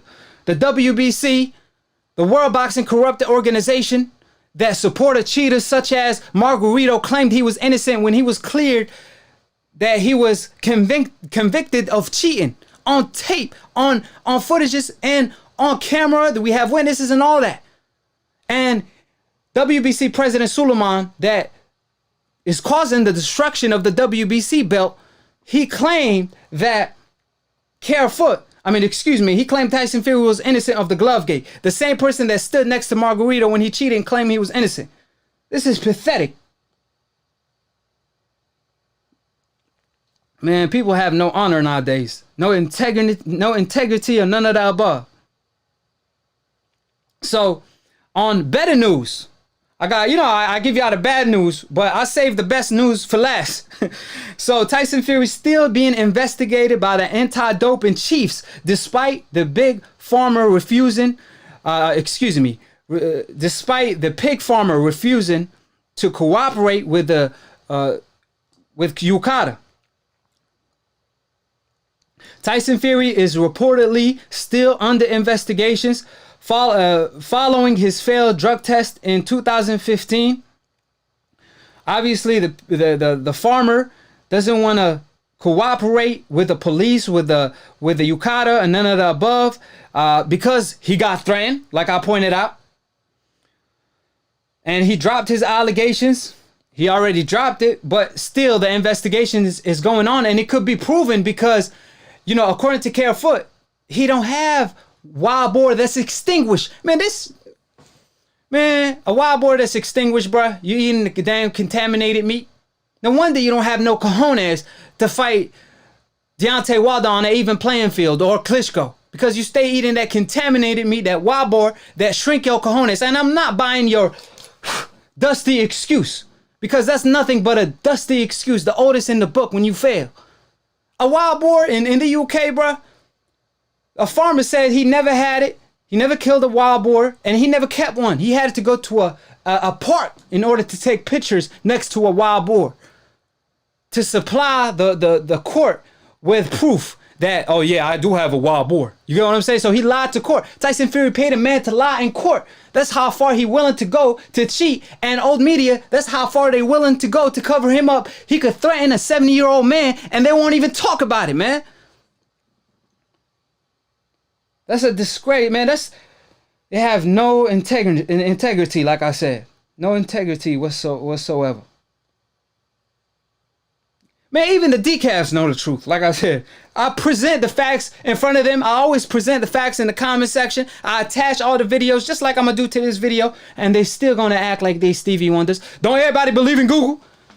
Y'all believe in Google like Deontay Wilder said. To this day, everybody act like they want to believe in Google. Google that shit.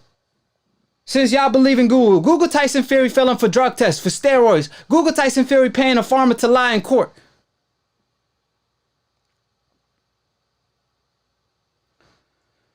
Man, this shit got me tight. I ain't gonna cap.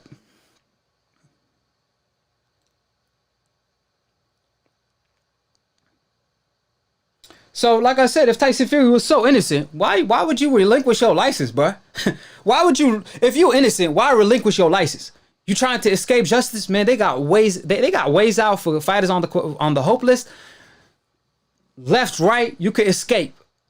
He relinquished his license. I mean, regardless if you relinquish your license or not in the UK, I know he relinquished his license, so obviously he won't face court, and that way he could still fight in the US. He being smart. He think he's smart. They trying to make him a star in the US, but nah, bro, you got busted. Because you don't even got the cojones to fight the best without cheating. And you, excuse me, alhamdulillah. And you claim you the greatest heavyweight of all time. You see Muhammad Ali, the highest, the greatest. Allah made his Hollywood star on the wall.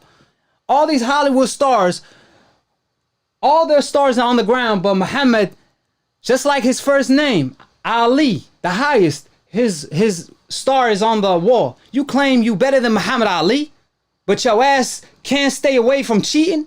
You can't even win a fair fight without tampering with your glove or taking steroids every time you step up. That's why you be looking like shit against Wallens. Unknown fighters. Where'd that power go? Ortiz, this is the guy that can't do nothing to Wilder. You know what I'm saying? Hitting him with left and rights. And can't stop Wilder. On the other hand, Tyson Fury, the pillow fisted fighter that can't even stop Wilder, that almost lost to Wilder, comes and knock out Deontay Wilder and walk through him with jabs and right hands. Come on, man. This is disgusting, man. But it's funny to me, like I said, he relinquished his license so he won't get suspended. And now, because a lot of people going to have question mark, oh, why the fight's not in the UK? Tyson Fury, what's going on? And then they're going to find out he cheated, right? Which that's what old media, they trying to contain the truth. But you can never ever stop the truth from spreading. It will spread like wildfire. And old media trying to paint the narrative, oh, they blowing smoke. When the whole jungle done got burned out. And everybody already aware of the truth. The people are burning with the jungle that's living in the jungle, and they still trying to tell people, oh, it's just smoke. It's just the old media, new media blowing smoke. Man, the deceit the old media stay doing. But nevertheless, they've been exposed, and I'm gonna pick up a call or two or let me do this topic, and then I'm gonna pick up a lot of calls. I mean, shout out to a fan that, you know, brought this to my attention. He said, oh, yeah, well, again, like I said, old media, what they trying to do is like, oh, yeah, you know, well, they trying to make the fight between Tyson Fury and AJ happen in the UK because they simply going to lose out on a lot of money. And they already have both AJ and Tyson Fury in a UFC game. UFC, none of them competed in the UFC, so why the hell are they in the game? Both AJ and freaking Tyson Fury. This Tyson Fury has the best hope insurance in the world. They put him in games while knowing he cheated. They don't want to open an investigation. He escapes courts and justice. He bribes a man to lie in court. He threatens a 70-year-old man and still gets away with all of the above, and he still get covered up. That's why his IG blocked, because he's not even proud of himself. He's embarrassed. He checking out people that got 109 views, trying to see how far he been exposed. And I have proof and provided all the proofs on more than one occasion. But nevertheless, somebody brought this to my attention. The Wilder versus Fury referee, Kenny Bayless, that was the same referee for the Margarito versus Cotto fight, right? In the 6th round, I want you all to go to the 2-minute and 18 mark.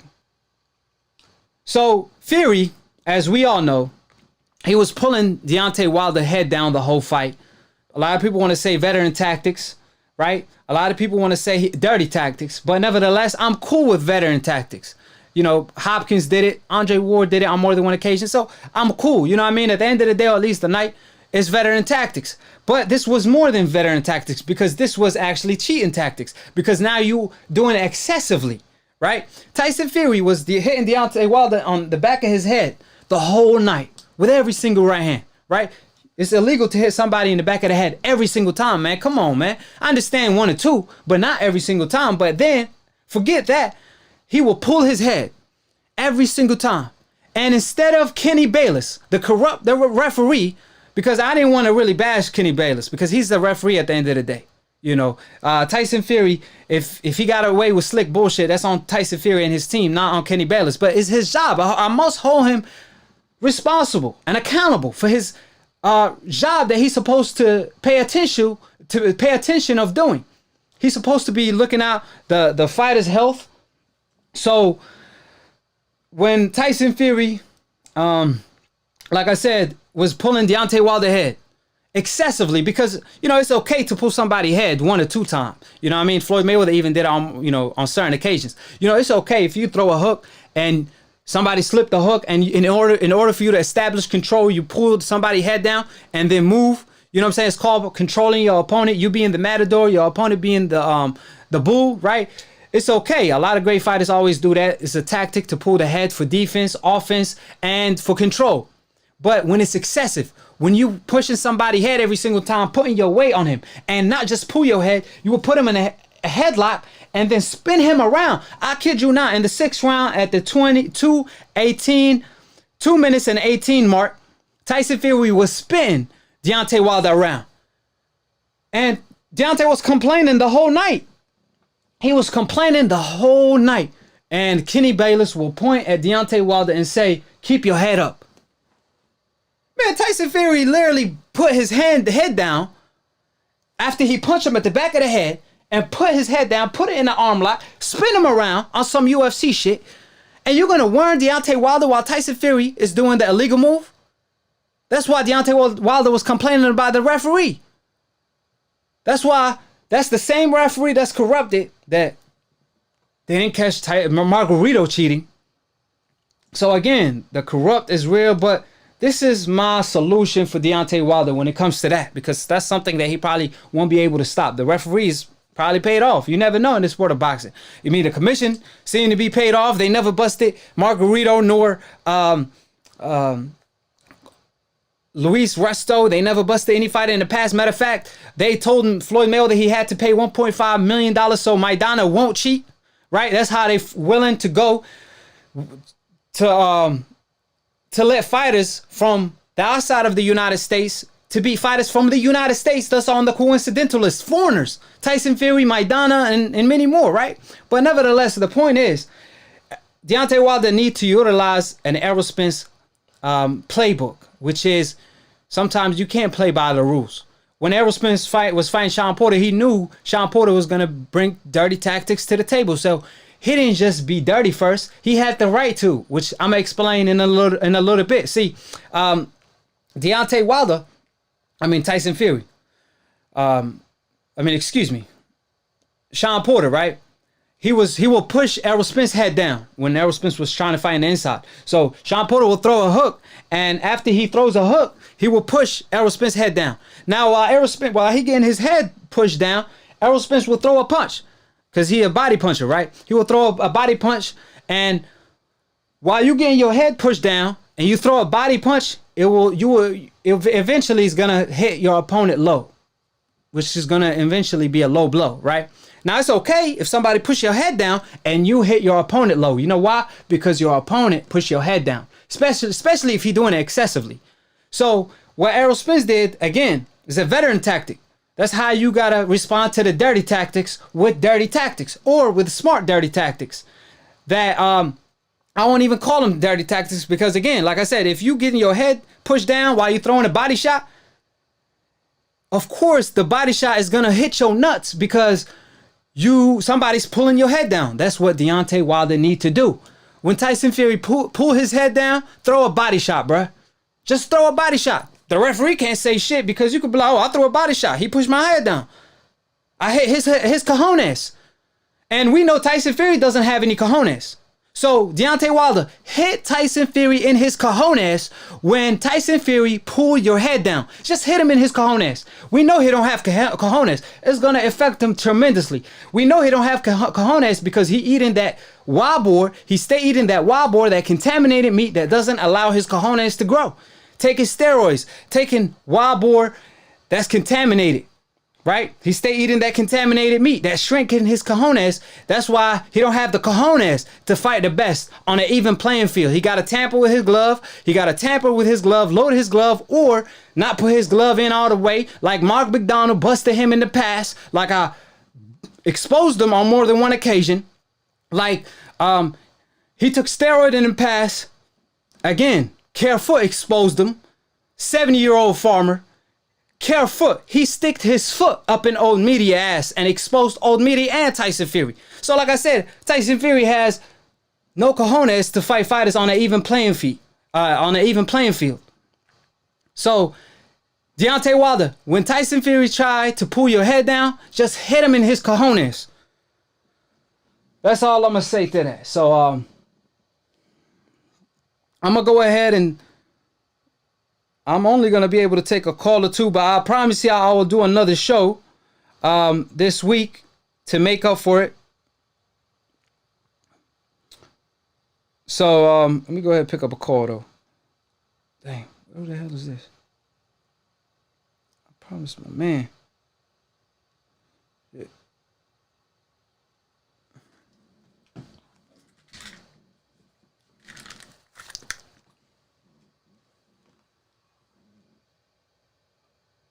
Hold on, Akhi, hold on.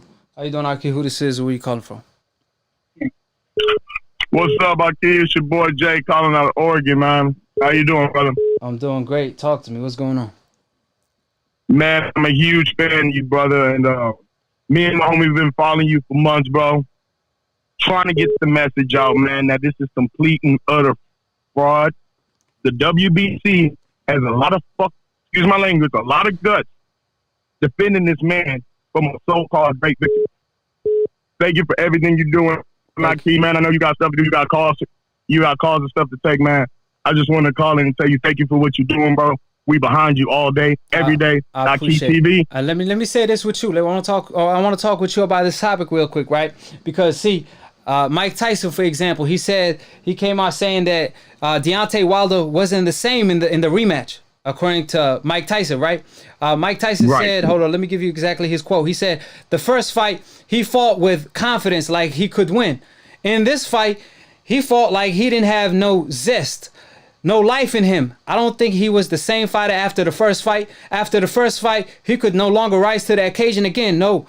He said, no, there was always a chance. Everyone has a chance. He just has to believe it and work hard at training camp in order to pull off this win. According to Mike Tyson, he said if he want this and he work and dedicate his life to this, he could pull off this win. Now, what Mike Tyson don't know, and what they not gonna inform him is that Tyson Fury cheated. That's why Deontay Wilder didn't look like himself, because Deontay Wilder looked better. Deontay Wilder looked better against Ortiz in the rematch.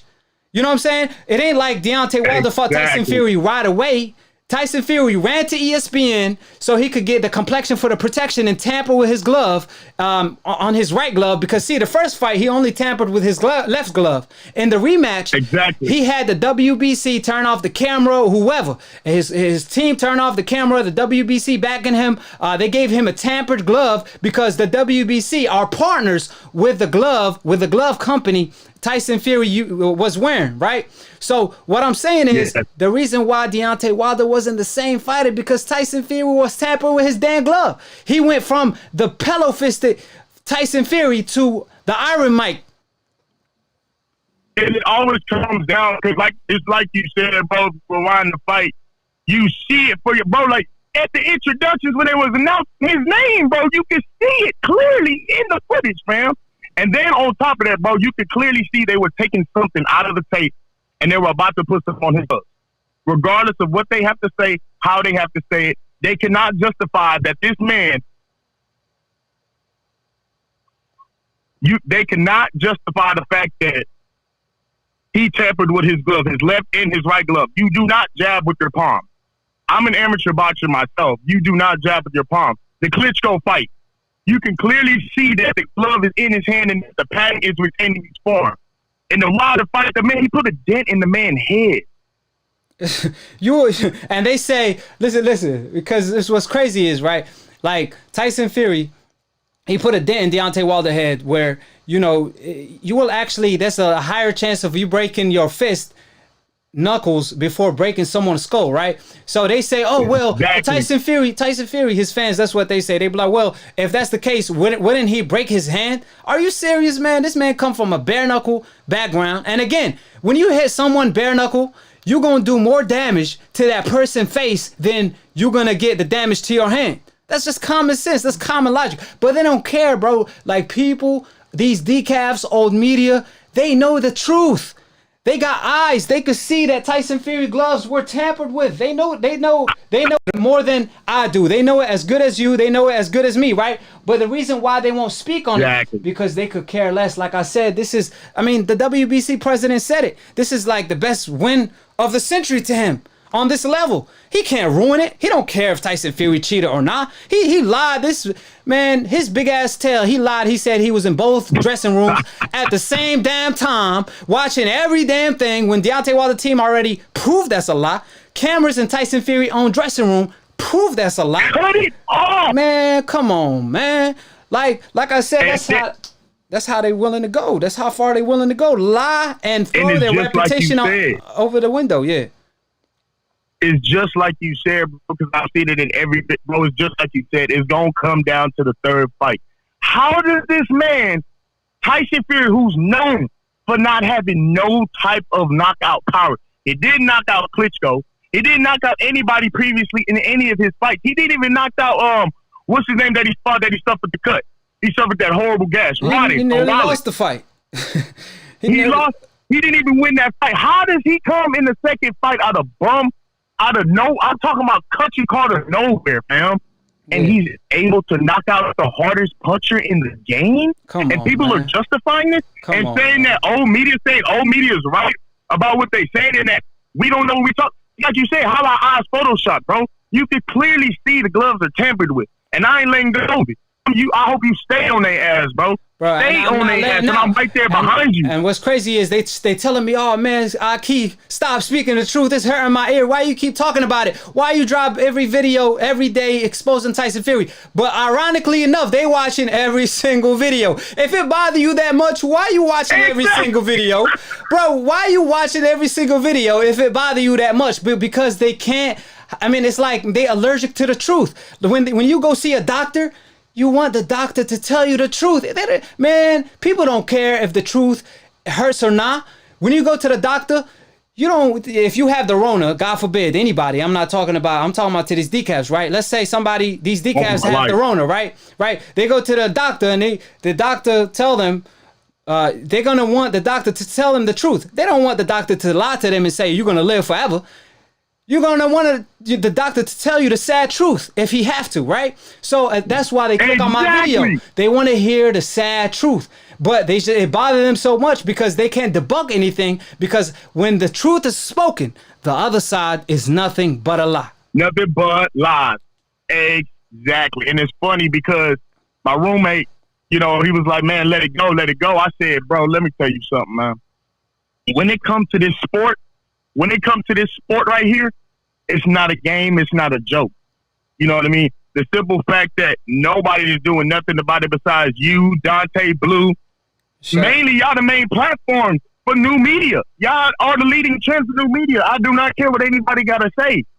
Like you said, them DCats can call in all day. You got backup. You got people behind you, homie. For real. Right. And what's crazy is one of us is more than 1,000 of them, because one of us, like me, for example, right? I'm on live calling out all these decafs, challenging these decafs, setting up appointments, and then they are being a no-show. They don't even got the cojones to call in, just like their favorite fighter, Tyson Fury. He don't even have the cojones to fight the best fighters without cheating. The reason why is obvious. He stay eating that wild boar that's contaminated, that's not allowing his cojones to grow, so he don't have the cojones to fight the best on an even playing field. With that being said, man, great talking to you, man.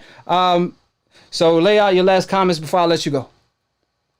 Before I go, I just want to let everybody know, listening, man, you listening to the realest of the real. Nobody does it better.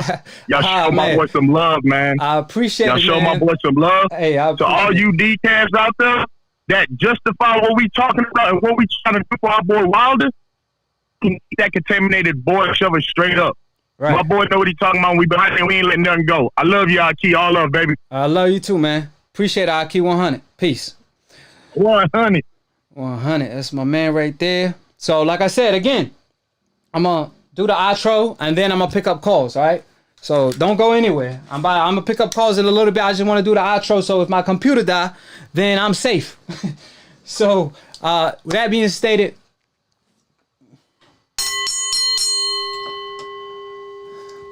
Split Decision episode 44 is over with. Subscribe below if you're trying to get smarter by the minute. If you're trying to get dumb about a second, don't. And listen to these decaf, aka dumb casual ass fans that don't know ish about boxing. Word to Roger Mayweather. May he rest in peace, inshallah. And like I always say, 3 things that can never ever be hidden: the sun, the moon, and the truth that I spit on the mic daily. Everything that I say could be proven. Everything that I say is a fact. When the facts are laid out, they trump opinions. When the truth is spoken, the other side is nothing but a lie. So, to all the decafs, I have your kryptonite. I have the decaf's kryptonite, which is the truth. They hate to hear the truth. Every time they hear the truth, they act like they can't hear. They act like they don't speak any English. Every time the decafs hear the truth, they act like they don't speak any English. Every time they see the truth right in front of their face, the hard evidence, mountain of evidence, guess what they say? They lie just like the Stevie Wonders of the world. They act like they Stevie Wonders. They act like they can't see the truth. They act like the super C word, the super R word, the super decaf wizards. So if you got cojones, like I always said, it's just like Tyson Fury. I know he don't have the cojones because he don't have the cojones to fight the best on an even playing field. He stay eating that wild boar that's contaminated, just like his fans that don't have the cojones to call in and debate Akhi. So with that being stated, let me go ahead and pick up calls.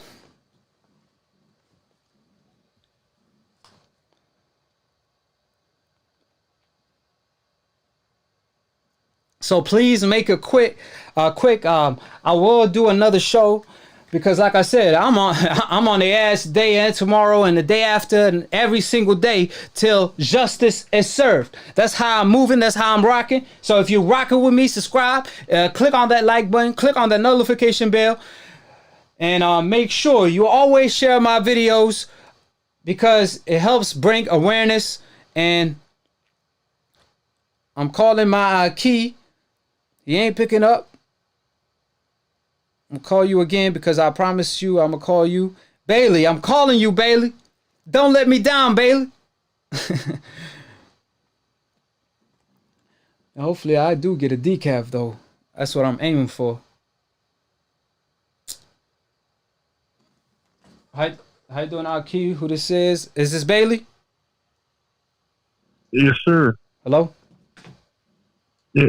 Hey, how you doing, man? I'm doing great, man. Talk to me. What's going on? Hey, man, this thing with Tyson Fury. It's the whole thing with the WBC. I mean, this is an ongoing thing. We've been talking about this for months, and it's a shame that we won't stop. We can't stop. Like Bad Boy said, we won't stop. We can't stop. All right. And we're not going to stop until justice is served. Period. I mean, let's just call it how it is. I mean, again, like I said, the WBC, the same. I mean, they just saving their tail. I mean, what I think Deontay Wilder should do, I'm gonna make it clear. What Deontay Wilder should do after what the WBC, the ridiculous statement they made, calling him stupid. And all of the allegations and all that, what Deontay Wilder should do after he knock out Tyson Fury in a trilogy fight or after he's victorious, what he should do, hopefully he won't get robbed by the judges because this time, Tyson Fury pillow fist the ass and won't be able to stop him. So with that being said, what he should do is throw that belt to the trash.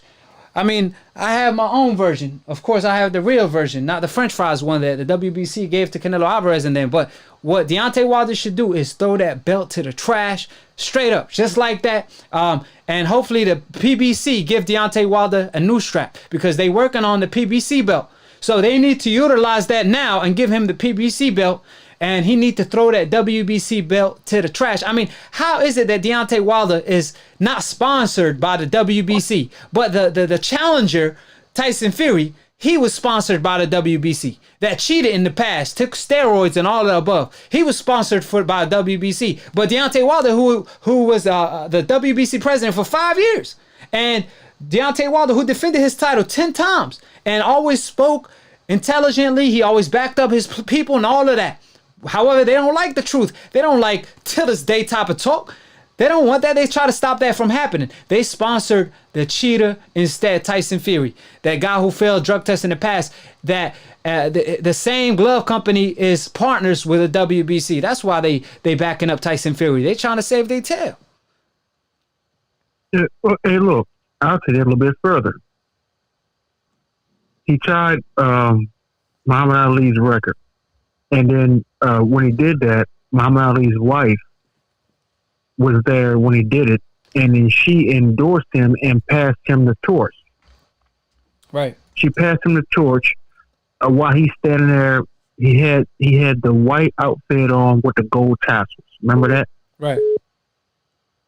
And Muhammad Ali's wife and Muhammad Ali's wife was standing there, and she said, "I knew you was the one." She said, "You's a godly man," and this and the other. She anointed him right there with the WBC belt that has her husband's face on it.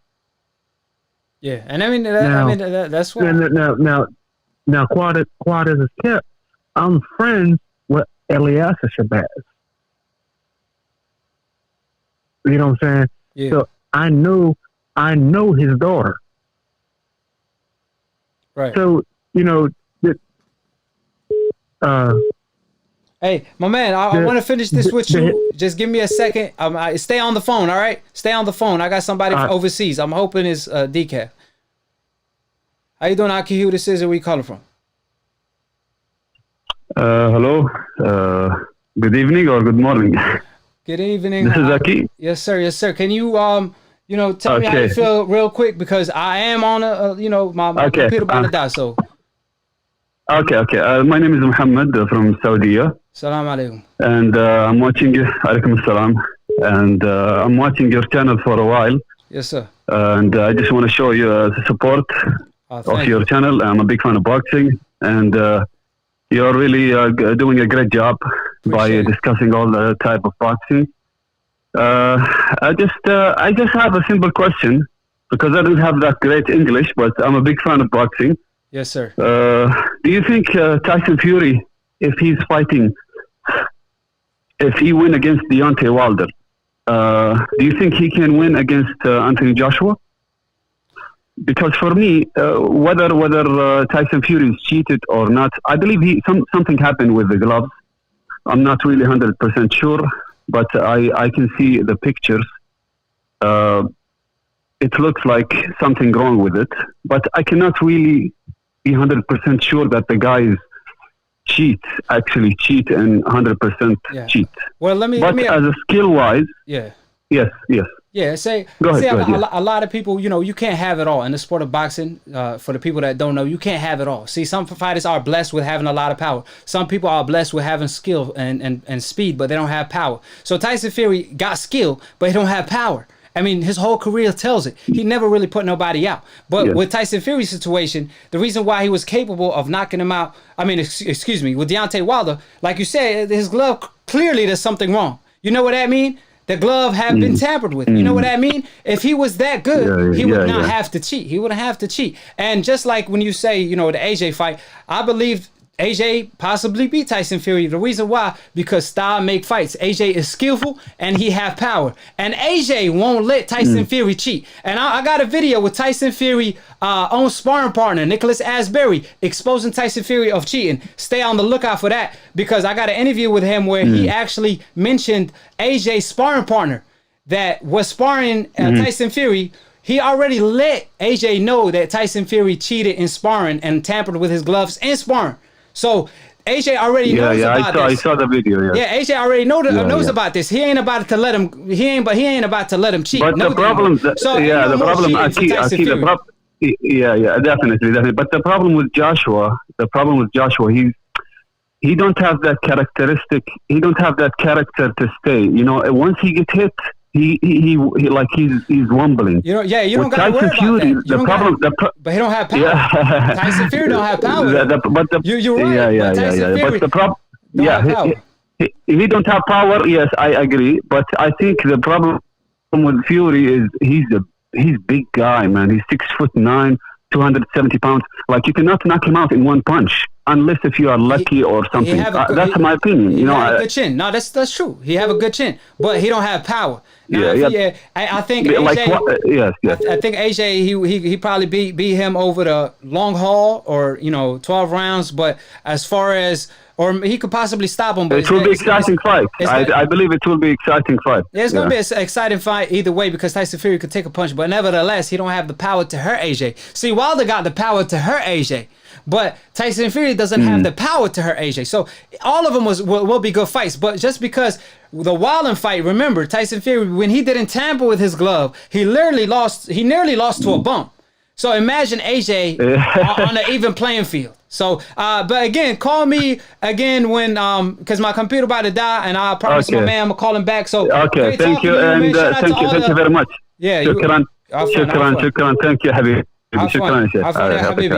Shout out to all my Saudi, Saudi and all the Saudians. And also, wallahi, I got, to be honest, I got love of all my brothers and sisters in Yemen. And for you also, I saw your picture. You having a daughter, mashallah. God bless you, inshallah.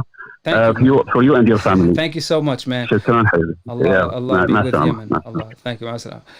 That's my man from the UK. From Saudi Arabia. You know, we were wild. I don't even know how he called me from Saudi Arabia. But shout out to my Akhi from Saudi Arabia. But hey, my man, finish your last couple thoughts in 1 minute because my computer is on 2%. It's not gonna hold up. All right, man. Well, like I was saying. Well, I misspoke when I said Mr. Baz. Mr. Baz is the daughter of Malcolm X. Not Muhammad Ali. Right. I misspoke. But at the same time, they were both brothers, and they shared the same similar legacies, and those two families were intertwined. So I said that to say this. This is a shared legacy between Mr. Baz and Deontay Wilder and Jack Johnson and Muhammad Ali. It's a shared legacy. Yeah. And what Deontay Wilder has already done in boxing has already made Deontay Wilder's family, through Deontay Wilder, has already made his entire family a historical black family. They can't take that away from him. They can't. So, and Deontay Wilder is about to write the ending of his movie with his own right hand, regardless of either or. I mean, you know what I'm saying? So hopefully, like I said, they won't be able to cheat the third time. Yeah. So before your laptop dies, I'm gonna say this: there's a video, there's a series of videos on YouTube that for Deontay Wilder, it's called The Right Hand of God. You know, it's talking about his right hand. Yeah. And those videos, you know, they probably didn't know what they was doing when they made those videos. Yeah, they shouldn't call him that. But yeah. No, they probably shouldn't have. But they didn't know when they was making those videos. But there's a lot of things they shouldn't have said when they talked about Malcolm X. There's a lot of things they shouldn't have said when they talked about Ali. But in their legacy, it fell into place. Yeah. Now, I mean, You know, at the end of the day, they could after- never take Deontay Wilder legacy from him. That's one thing they could never ever take from him. I mean, you see Tyson Fury, he have to cheat in order to make legacy. You know what I mean? But nevertheless, it was great talking to you. My computer's on 1%, so I'm gonna go ahead and end the show. I appreciate talking to you. All right, man. All right, peace. I mean, we have that later. Peace. Thank you, man. So again, appreciate it to everybody in the chat. And one thing for sure they could never do is hide the truth. Damn, I'm looking good. I bear witness there's only one God, Allah, and Muhammad is his final messenger. That's what I said, Larry, on the Bungle fight. Thanking you. I was going